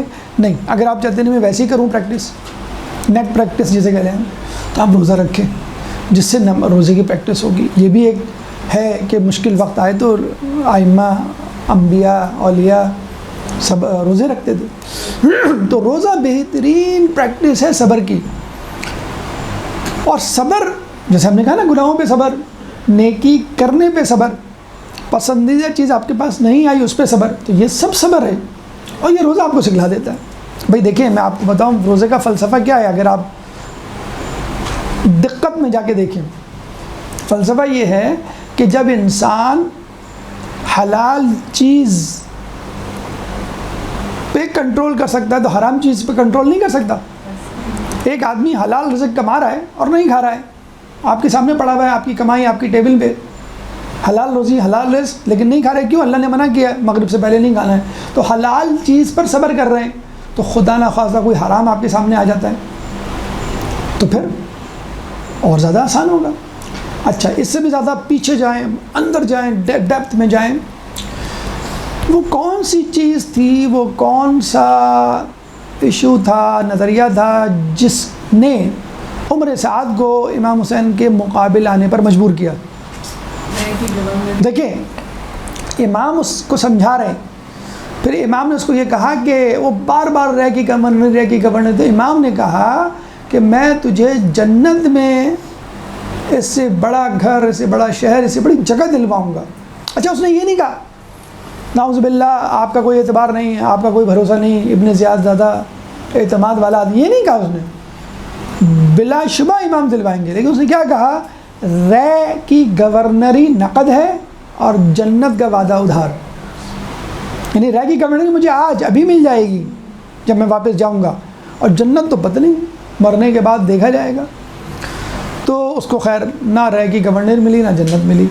تو دیکھا جائے ایک دیندار اور بے دین میں اگر ایک لفظ میں کہا جائے کہ بھئی ان میں کیا فرق ہوتا ہے، بھئی کیا ہم لالچی نہیں ہیں؟ لوگ کہتے ہیں نا بھئی دنیا دار بڑے لالچی ہوتے ہیں، ان کو گھر چاہیے، گاڑی چاہیے، سواری چاہیے، کھانا پینا چاہیے، بھئی ہمیں بھی تو یہ چاہیے، جنت میں یہی سب چیزیں ہوں گی کہ نہیں ہوں گی، ہم بھی تو اسی لیے تڑپ رہے ہیں، لیکن وہ ادھار ہے، اور دنیا دار جو اس بھور میں پھنسے ہوئے وہ نقد ہے، وہ کہہ رہے ہیں کہ بس سب کچھ یہی مل جائے، آخرت دیکھا جائے گا، مریں گے تو اب کچھ پتہ تھوڑی۔ جو ہمارے سیاستداں پاکستان کی جو خدا نخواستہ حالات ہیں، بلکہ تقریباً دنیا کی ہر جگہ کے حالات، وہ لالچ اور نقد ہی کے پیچھے تو ہیں۔ جب آخرت کی بات کرو تو وہ سر گزارنے لگتے ہیں، بھئی آخرت دیکھا جائے گا، وہ تو پتہ نہیں مریں گے تو۔ مسلمانوں کا یہ حال ہے، پاکستان کے سیاستداں سب کے سب مسلمان ہیں، لیکن اس کے باوجود دیکھ لیں آپ کتنی حرص ہے، کتنی طمع ہے، کتنا لالچ ہے، کہ بس سب کچھ مل جائے اور میں بس جو ہوں آگے. اب حلال حرام کی تمیز ختم ہو گئی ہے. تو وہی اگر ان سے کہا جائے بھائی جنت، تو وہ کہیں گے بھائی جنت تو ادھار ہے. اور تو بس یہ سمجھ لیجئے مومن ادھار پہ جیتا ہے اور دیندار فاسق نقد پہ مرتا ہے. لیکن ہم ادھار پہ اس لیے جی رہے ہیں اور جینے کے لیے تیار ہیں کہ اس ادھار کا وعدہ رسول کر رہے ہیں، آئمہ کر رہے ہیں، کوئی عام آدمی نہیں کر رہا. اور خود انہوں نے اس وعدے کو نبھایا ہے اور دنیا کو نہیں سمیٹا ہے. اگر سمیٹا بھی ہے تو لوگوں کے لیے سمیٹا ہے. تو یہ فرق ہے عام لوگوں میں اور دوسروں میں. صبر بڑی اچھی بات. ایک عالم دین سے، بزرگ سے کسی نے پوچھا کہ آپ اتنی آسانی کے ساتھ اسلام پر عمل کیسے کر لیتے ہیں؟ ہم سے تو نہیں ہوتا، ہم تو گناہ پہ گناہ کرتے چلے جاتے ہیں، نیکی ہم سے کی نہیں جاتی. تو اس عالم دین نے، اس بزرگ نے بڑا اچھا جواب دیا، ہم نے تو بس یہ سمجھا ہے کہ دنیا ایک دن کی ہے اور ہم نے اسی دن روزہ رکھ لیا. روزہ رکھ لیا یعنی ایک دن کی زندگی سمجھ کے ہم نے اسی دن روزہ رکھ لیا. اب روزے میں کیا ہوتا ہے؟ آدمی احتیاط کرتا ہے. روزے میں آپ دیکھ لیں نہ ڈریس پہ توجہ ہوتی ہے، نہ کھانے پینے پہ توجہ. کھانا تو خیر ہے ہی حرام نا، روزے کے دوران کھانا ہے ہی حرام. اب گفتگو بھی ہم کم کرتے ہیں کہ روزہ نہ لگ جائے. لڑائی جھگڑے سے بھی ہم پرہیز کرتے ہیں، میرا روزہ ہے، مجھ سے کوئی غلط بات نہ نکل جائے. اچھا کہیں جانا ہے تو بس ٹھیک ہے، ہم اگر فون پہ کام ہو جاتا ہے تو ہم کہتے ہیں جانے کی کیا ضرورت ہے. تو دیکھیں نا، ہم ٹائم بچا رہے ہیں، انرجی بچا رہے ہیں، فیول بچا رہے ہیں. ہم جو ہے اپنی توجہ بٹنے سے بچانے کے لیے فوکسڈ ہیں اپنے رب کی طرف. ٹی وی، موبائل، فضولیات، اس پہ کوشش کرتے ہیں ہم کم سے کم پڑھیں. کبھی روزہ ہے، کیا ضرورت ہے ان چیزوں کو. افطار کے بعد ٹک ٹاک کھولیں گے، فیس بک کھولیں گے، انٹرنیٹ کھولیں گے. افطار سے پہلے کم از کم ہوتا ہے نا. تو بس آپ سمجھ لیں حالت روزہ میں ہیں اس دنیا میں، اور دنیا ایک دن کی ہے بس. تو روزہ ہمیں صبر سکھاتا ہے، صبر عادتوں کو کنٹرول سکھاتا ہے، صبر ہمیں گناہوں سے بچنا سکھاتا ہے، صبر ہمیں نیکی پر استقامت کے ساتھ کھڑا ہونا سکھاتا ہے. اور جب حلال پہ صبر ہو سکتا ہے تو حرام پہ صبر کیوں نہیں ہو سکتا؟ جسے کہتے ہیں کہ جو فوجی، جو کھلاڑی پہاڑ پر دوڑ سکتا ہے، پہاڑی پہ چڑھ سکتا ہے، وہ میدان میں کیوں نہیں بھاگ سکتا؟ فوجیوں کو، کھلاڑیوں کو محاذ جنگ اور کھیل کے میچ سے پہلے پہاڑوں پہ ٹریننگ کروائی جاتی ہے، ان کو بتانے کے لیے دیکھو تم 1.5 گھنٹہ پہاڑوں پہ بھاگتے تھے، چڑھائی پہ چڑھتے تھے، تم میدان میں کیوں نہیں بھاگ سکتے؟ تو آئیے دیکھیں ہم کون سی عادتیں چھوڑ سکتے ہیں، کون سی عادتیں جو رمضان میں ہم اپناتے ہیں اس کو کنٹینیو کر سکتے ہیں. نمبر 1، کھانے پینے سے متعلق اگر ہم عادت کو لیں تو پہلی بات تو یہ ہے کہ بسیار خوری، زیادہ کھانا، یہ ہم چھوڑ سکتے ہیں. لیکن مسئلہ تو یہ ہے کہ زیادہ کھانے کی عادت ہی ہمیں رمضان میں پڑتی ہے. ایک بچہ اپنی ماں کے ساتھ گیا تو ماں نے اپنی ٹرالی کو بھر دیا. تو بچہ کہہ رہا ہے میں تو سمجھا تھا یہ فاسٹنگ کا مہینہ ہے، مجھے تو لگ رہا ہے یہ ایٹنگ کا مہینہ ہے. اور کسی نے بڑا خوب کہا فاسٹنگ مطلب fast food, eating fast food. تو ہم نے تو رمضان تھا بھوک کا مہینہ، اس میں کہا گیا ہے کہ بھائی کھاؤ پیو مت. ہم نے کہا بس افطار آنے دو پھر دیکھ لیں گے تم کو. ایسے نہیں کہتے تم گھر آؤ، میرے محلے میں آؤ پھر ہم تم کو دیکھ لیں گے، یا وقت میرا وقت آنے دو پھر میں تم کو. تو وہ ہم بھی ویٹ کر رہے ہوتے ہیں. تو راؤنڈ دا وے 24 آور میں ہماری کیلوریز تو اتنی جا رہی ہیں، بلکہ زیادہ جا رہی ہیں. بھائی 2,500-3,000 ہزار کیلوریز، 250 سے 3,000 کیلوریز کھاتا ہے انسان. تو اللہ جب کہہ رہا ہے دوپہر کھانا مت کھاؤ بلکہ فجر سے غروب تک نہیں کھاؤ، تو اس کا مطلب وہ یہی کہنا چاہ رہا ہے نا کہ ہاف کر لو کیلوریز. بھائی دیکھیں 24 گھنٹے میں سے 16 گھنٹے یا 18 گھنٹے آپ نہیں کھاتے، تو 24 میں سے آدھے سے زیادہ گھنٹے تو آپ بھوک کی حالت میں رہے نا. تو کیلوریز بھی آدھے سے زیادہ کم ہو جانی چاہیے. اگر فرض کر لیں 24 گھنٹے ہیں اور 24 گھنٹے میں 2400 کیلوریز کھانی چاہیے، اور انسان کو اللہ کہہ رہا ہے مثلاً 18 گھنٹے کا روزہ ہے، تو 18 کو مائنس کر دیں آپ کو اصولاً 600 کیلوریز کھانی چاہیے. لیکن میرے خیال میں ہم لوگ 6,000 کیلوریز کھا جاتے ہیں افطار کے بعد سے لے کر سحری تک. عرب کنٹریز میں تو اتنا برا حال ہے کہ وہاں پہ پورا ایک کمرہ مختص کر دیا جاتا ہے کھانے کا، اور اس طرح دسترخوان لگ جاتا ہے پورا.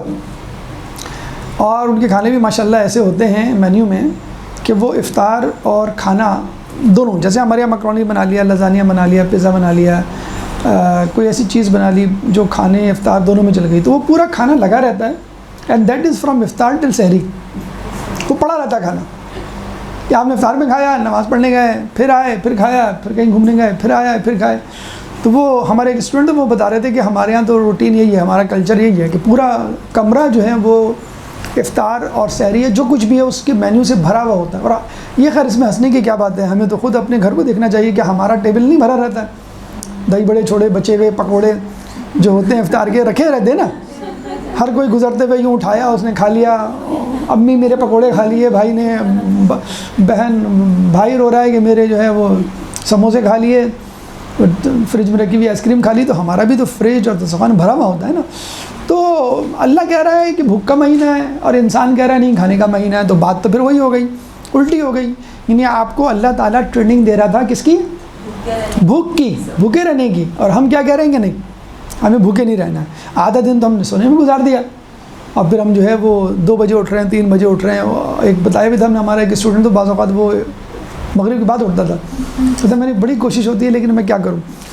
تو وہ سوتے ہی لوگ آج کل فجر کے بعد بھی نہیں ہے، کھیل ویلنا ادھر گھومنا پھرنا، آتے 9 10 11 بجے، اور بالکل مغرب سے پہلے اٹھے آپ نے مغرب ظہر اثر پڑھی، اور اس کے بعد اول وقت کہتے ہیں کہ ہم نے مغرب اور عشاء پڑھی اور فجر کی قضا پڑھی اگر نہیں پڑھی.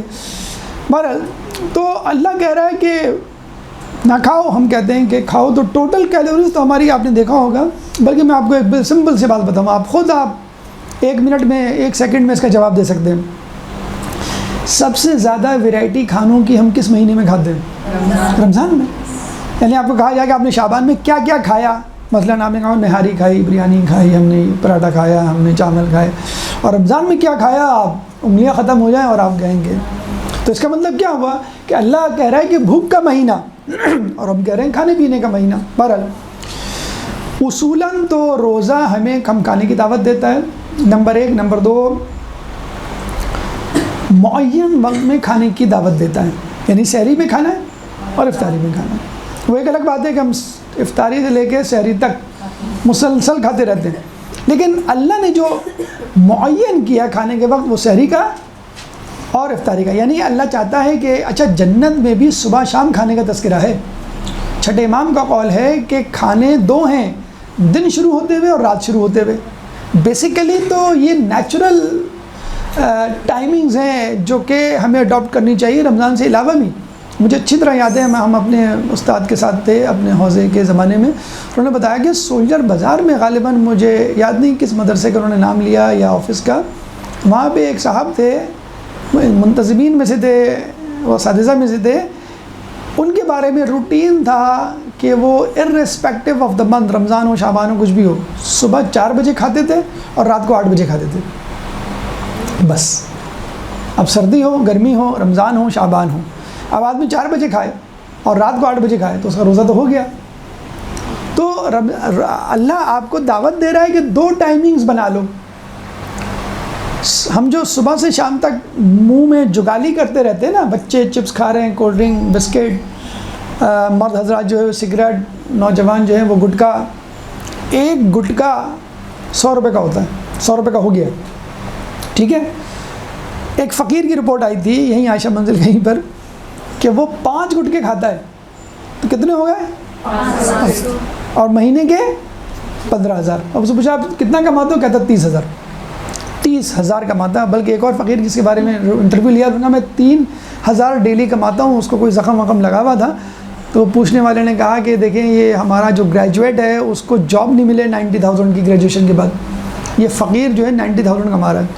تو آپ یہ دیکھیں یہ حالات ہیں ہمارے.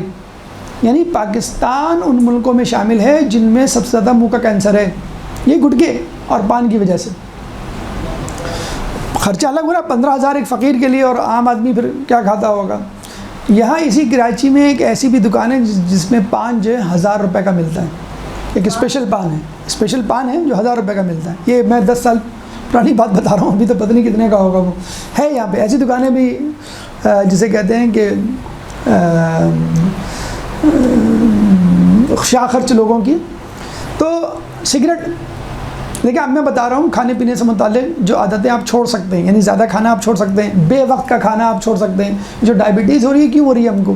اس لیے ہو رہی ہے کہ ہر وقت ہم جب کھائیں گے تو ہر وقت انسولین بہے گی، نکلے گی، خارج ہوگی اور انسولین ضائع بھی. میں ایک مثال دیتا ہوں آپ کو. آپ ایک مرتبہ پانی پئیں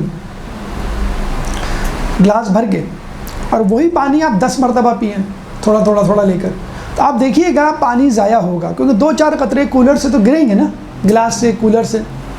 تو بالکل اسی طرح جب انسولین 10 مرتبہ آپ کے پینکریاس سے خارج ہوگی تو کچھ انسولین ضائع بھی ہو تو ہوگی، جس کی وجہ سے ڈائبٹیز بڑھ رہی ہے. کہ ہمارا ہر وقت جگالی کرنا جانور کی طرح، ہر وقت ہمارے منہ میں کچھ نہ کچھ ہونا چاہیے. گٹکا، پان، سگریٹ کے بارے میں کہا جاتا ہے 200 کارسینوجنز ہوتے ہیں اس میں، ایک سگریٹ میں 200 اقسام کے کینسر کرنے والے مادے. شیشہ آج کل ایک نئی لت چلی ہے، اسپیشل قسم کا حقہ کہہ لیجیے ہم نوجوانوں میں. 1 گھنٹہ آپ شیشہ پئیں تو اس کا مطلب یہ ہوا کہ آپ نے 100 سگریٹ پیے، اور 1 گھنٹے سے زیادہ لوگ شیشہ پیتے. تمباکو، پان، نسوار، کینسر ہو رہا ہے ان چیزوں سے. چائے، پاکستان میں سالانہ 11 ارب روپے کی چائے پی جاتی ہے. ہم چائے پینا چھوڑ دیں تو قرضے اتر جائیں شاید ہمارے. تیسرا ملک ہے پوری دنیا میں چائے امپورٹ کرنے والا، تیسرا ملک، number 3 in the world importer of tea. 7واں ملک ہے سب سے زیادہ چائے پینے والوں میں. تو چائے، سگریٹ، میں یہ نہیں کہہ رہا بالکل ترک کر دے، چائے بہرحال ہمارا کلچر ہے اور ضرورت میں سے ہے، لیکن کم کرنے کی عادت تو دیکھیے نا. ہم ایک دفعہ کسی زمانے میں حج پہ گئے تھے تو وہاں چائے فری تھی ہوٹل میں، بلکہ ابھی بھی عمرہ حج زیارت کے جو قافلے ہوتے ہیں وہ چائے فری کر دیتے ہیں کہ جو جب چاہے، کیونکہ کوئی 11 بجے پیتا ہے، کوئی صبح پیتا ہے، کوئی دوپہر میں، کوئی کھانے کے بعد. تو ہم دیکھتے تھے لوگ ہر کھانے کے بعد، ہر 2 گھنٹے بعد چائے پی رہے ہیں. کیوں؟ فری ہے. ہمارے اندر جو چیز فری ہو جائے تو بڑی اچھی بات کسی نے کی کہ when something is free you are the product, you are the product to be sold. ہم خود بک رہے ہوتے ہیں. یہ فیس بک جو فری ہے نا، جو انٹرنیٹ جو فری ہے، یہ ہمیں خریدا جا رہا ہے، ہمارا نفس بکا جا رہا ہے، ہم بے راہ روی کا شکار ہو رہے ہیں کیونکہ یہ چیزیں فری ہیں. تو ہمیں جب بھی کوئی چیز فری ہوگی، چیز نہیں بک رہی ہے، آپ بک رہے ہیں. آپ کو خرید لیا کسی نے، آپ کو غلام بنا لیا کسی نے. تو لوگ بلا وجہ ہر 2 گھنٹے بعد جو 2 چائے کا کپ پینے والے ہیں وہ بھی 4-4 6-6 کپ جسے کہتے پی رہے ہیں. تو ٹھیک ہے آپ ترک نہیں کر سکتے، کم تو کر سکتے ہیں. بہرحال رمضان ہمیں یہ سکھا رہا ہے کہ جو تم یہ کہتے ہو مجھے ہر 2 گھنٹے بعد چائے چاہیے، مجھے ہر 1 گھنٹے بعد سگریٹ چاہیے، اب میرے منہ میں ہمیشہ گٹکا ہونا چاہیے، تو بھئی یہ رمضان میں یہ عادتیں کہاں چلی گئیں؟ یہ رمضان میں روزے نے آپ کو سکھایا ہے کہ ان چیزوں کو چھوڑا جا سکتا ہے، ناممکنات میں سے نہیں ہے یہ چیز. سونا، نمبر 2. نیند کم ہو جاتی ہے، کچھ لوگوں کی تو خیر بڑھ جاتی ہے. وہ کہتے ہیں کہ سانسیں تسبیح اور سونا عبادت، ہم کیوں نہ کریں سونا. تو اگر نیند کم نہیں ہوتی، کم از کم ٹوٹتی تو ہے. یہ آپ نے بھی نوٹ کیا ہوگا. یعنی 4 بجے اٹھے آپ، نیند ٹوٹی، 11 بجے بھی سوئے تو پھر بھی 4 بجے اٹھ کے نیند ٹوٹی. یا نیند اسپلٹ ہوتی ہے 2-3 حصوں میں، یعنی رات میں سوئے پھر دوپہر میں آ کے سو گئے مثلا. تو رسول کی خود سنت ہے کہ جب وہ سوتے تھے تو فوراً اٹھ جاتے تھے، تھوڑی دیر بعد 2 رکعت نماز پڑھی، پھر سو گئے، پھر اٹھے. کنٹینیوس سلیپ نہیں ہوتی تھی رسول کی جو ہمیں کتابوں میں ملتی ہے. اچھا، میڈیکل سائنس بھی یہ کہتی ہے کہ اگر آپ نیند کو توڑ کے لیں گے تو زیادہ افیکٹولی اس سے فائدہ اٹھائیں گے. کیوں؟ کیونکہ شروع کی نیند افیکٹو ہوتی ہے، بعد کی نیند نہیں ہوتی.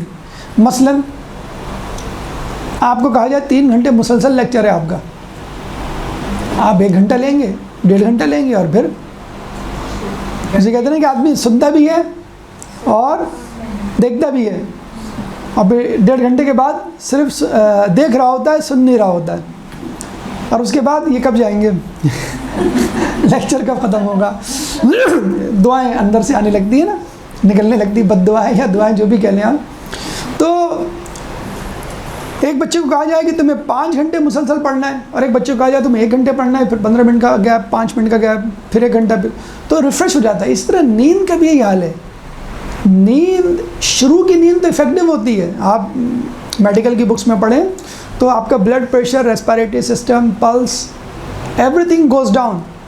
ٹھیک ہے، 2 گھنٹے 3 گھنٹے. اس کے بعد پھر blood pressure, pulse, respiration, mental activity, muscle activity, ہر چیز اوپر جا رہی ہوتی ہے.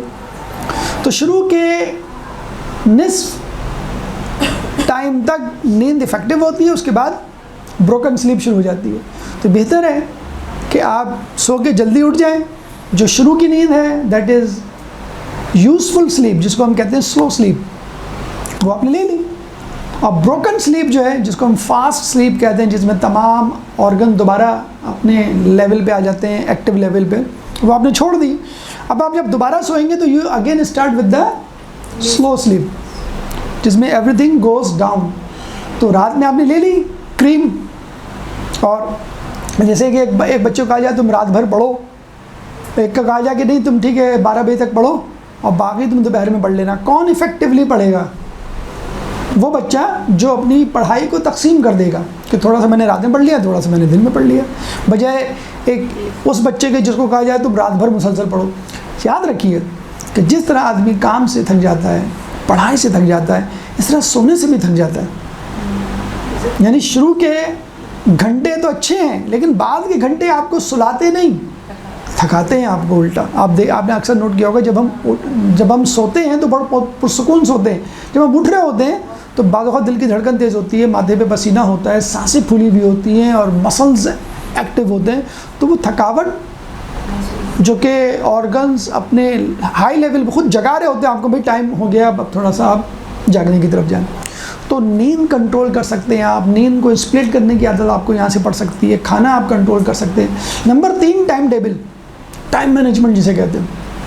بھائی افطاری کا ٹائم ہے، سحری کا ٹائم ہے، خود بخود باقی ٹائم، باقی کاموں کے اوقات آپ ایڈجسٹ کر لیتے ہیں.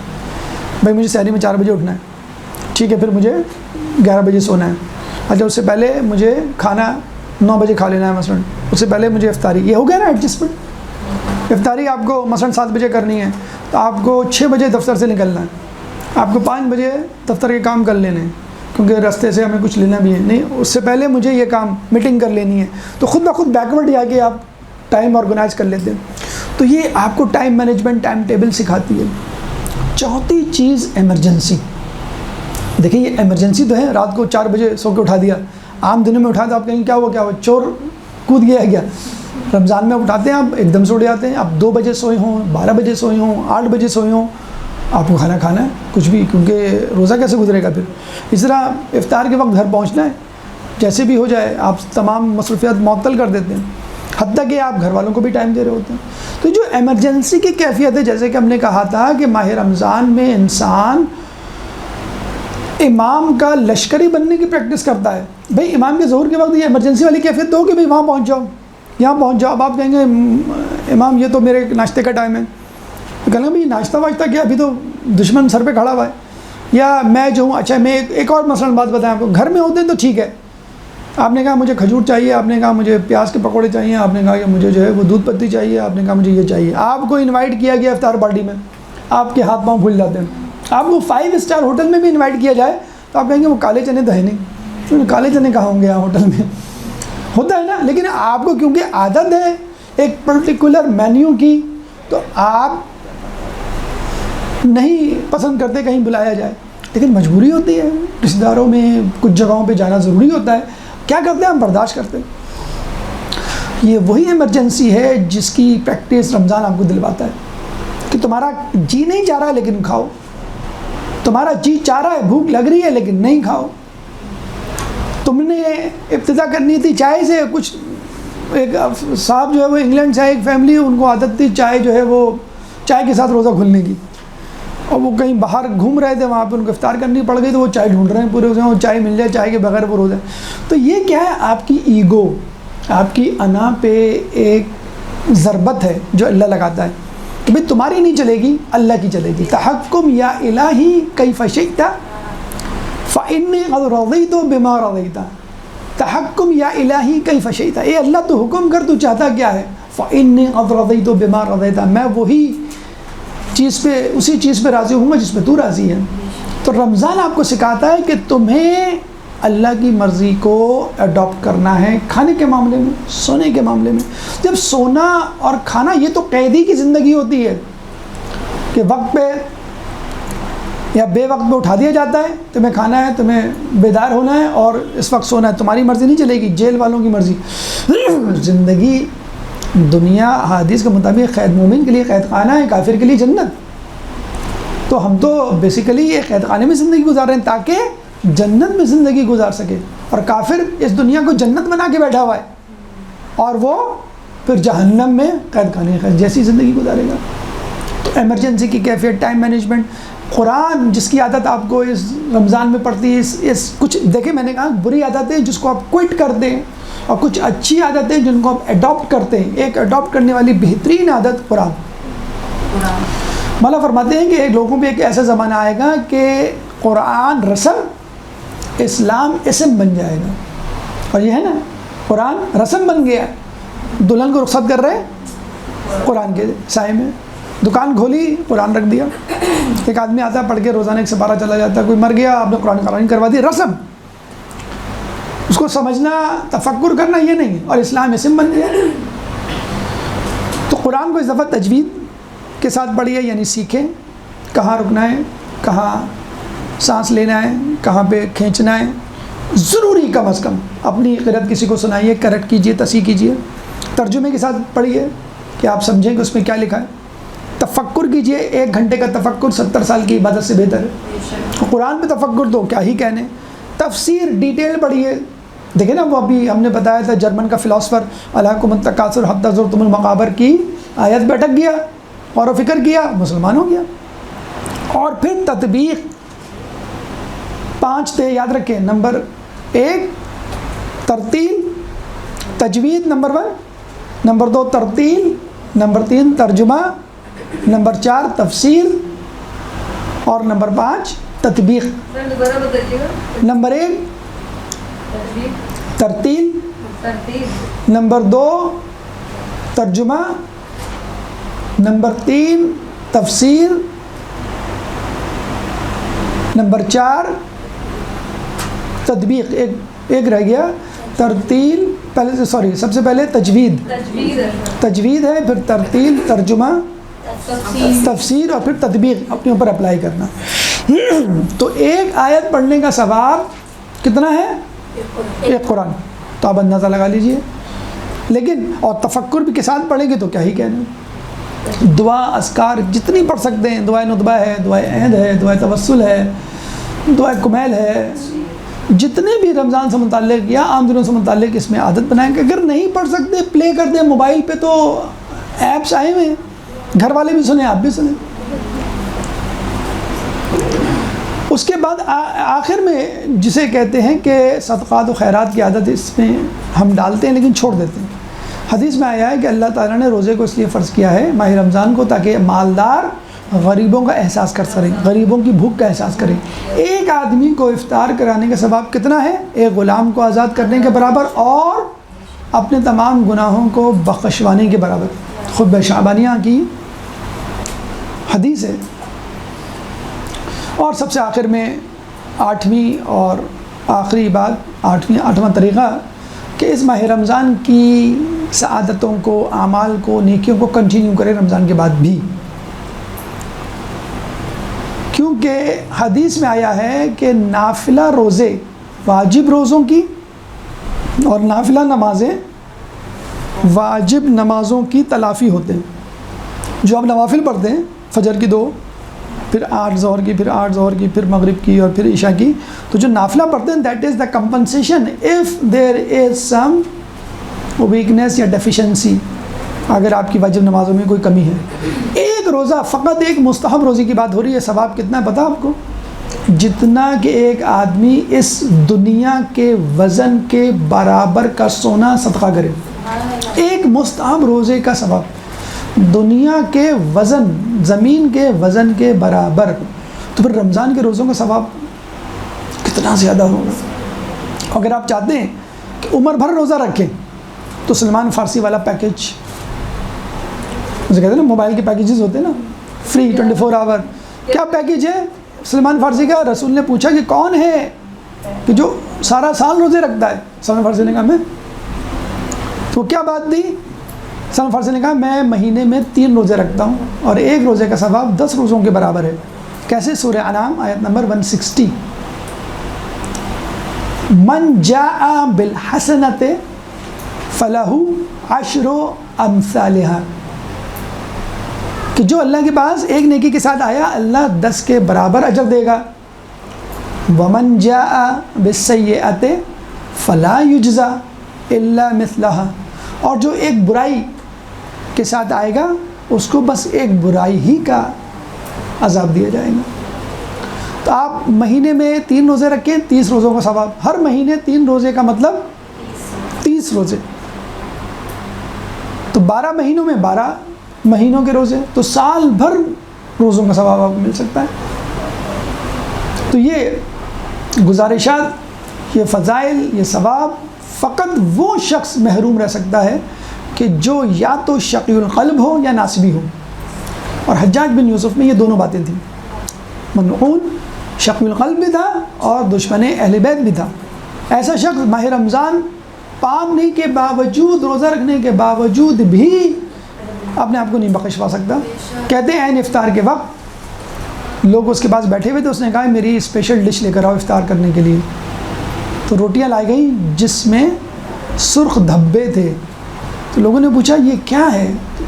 تو بتایا گیا کہ اس روٹی کے آٹے کو خون سادات سے گوندھا گیا ہے اور پھر روٹیاں بنائی گئی ہیں. تو یہ تھا حجاج بن یوسف شقی القلب، دشمن اہل بیت، کہ جو ماہ رمضان کو پانے کے باوجود نہیں بخشا گیا. اللہ تعالیٰ سے دعا ہے کہ ہمیں دامن اہل بیت سے متمسک رہنے کی توفیق عطا فرما. اللہ تعالیٰ سے دعا ہے کہ ہمیں اس ماہ رمضان سے فائدہ اٹھانے کی توفیق عطا فرما. لعلکم تتقون کی منزل پر پہنچا. جو پریشان حال ہے ان کی پریشانی کو دور فرما. جو بے روزگار ہیں ان کو رزق حلال عطا فرما. جو رزق حلال کما رہے ہیں ان کے رزق حلال میں برکت عطا فرما. جو مقروض ہیں ان کے قرضوں کو ادا فرما. جو زندان میں ان کو رہائی عطا فرما. جو سفر میں ان کو منزل تک پہنچا. جو گمشدہ ان کو ان کے پیاروں سے ملا. مسلمان دنیا میں جہاں جہاں ظلم و ستم کا نشانہ بنے ان سے ظلم و ستم کو دور فرما. امام کے ظہور میں تعجیل فرما. ہمیں ان کے انصار و اعوان میں شامل فرما. ربنا تقبل منا انک انت السمیع العلیم وتب علینا انک انت التواب الرحیم برحمتک یا ارحم الراحمین.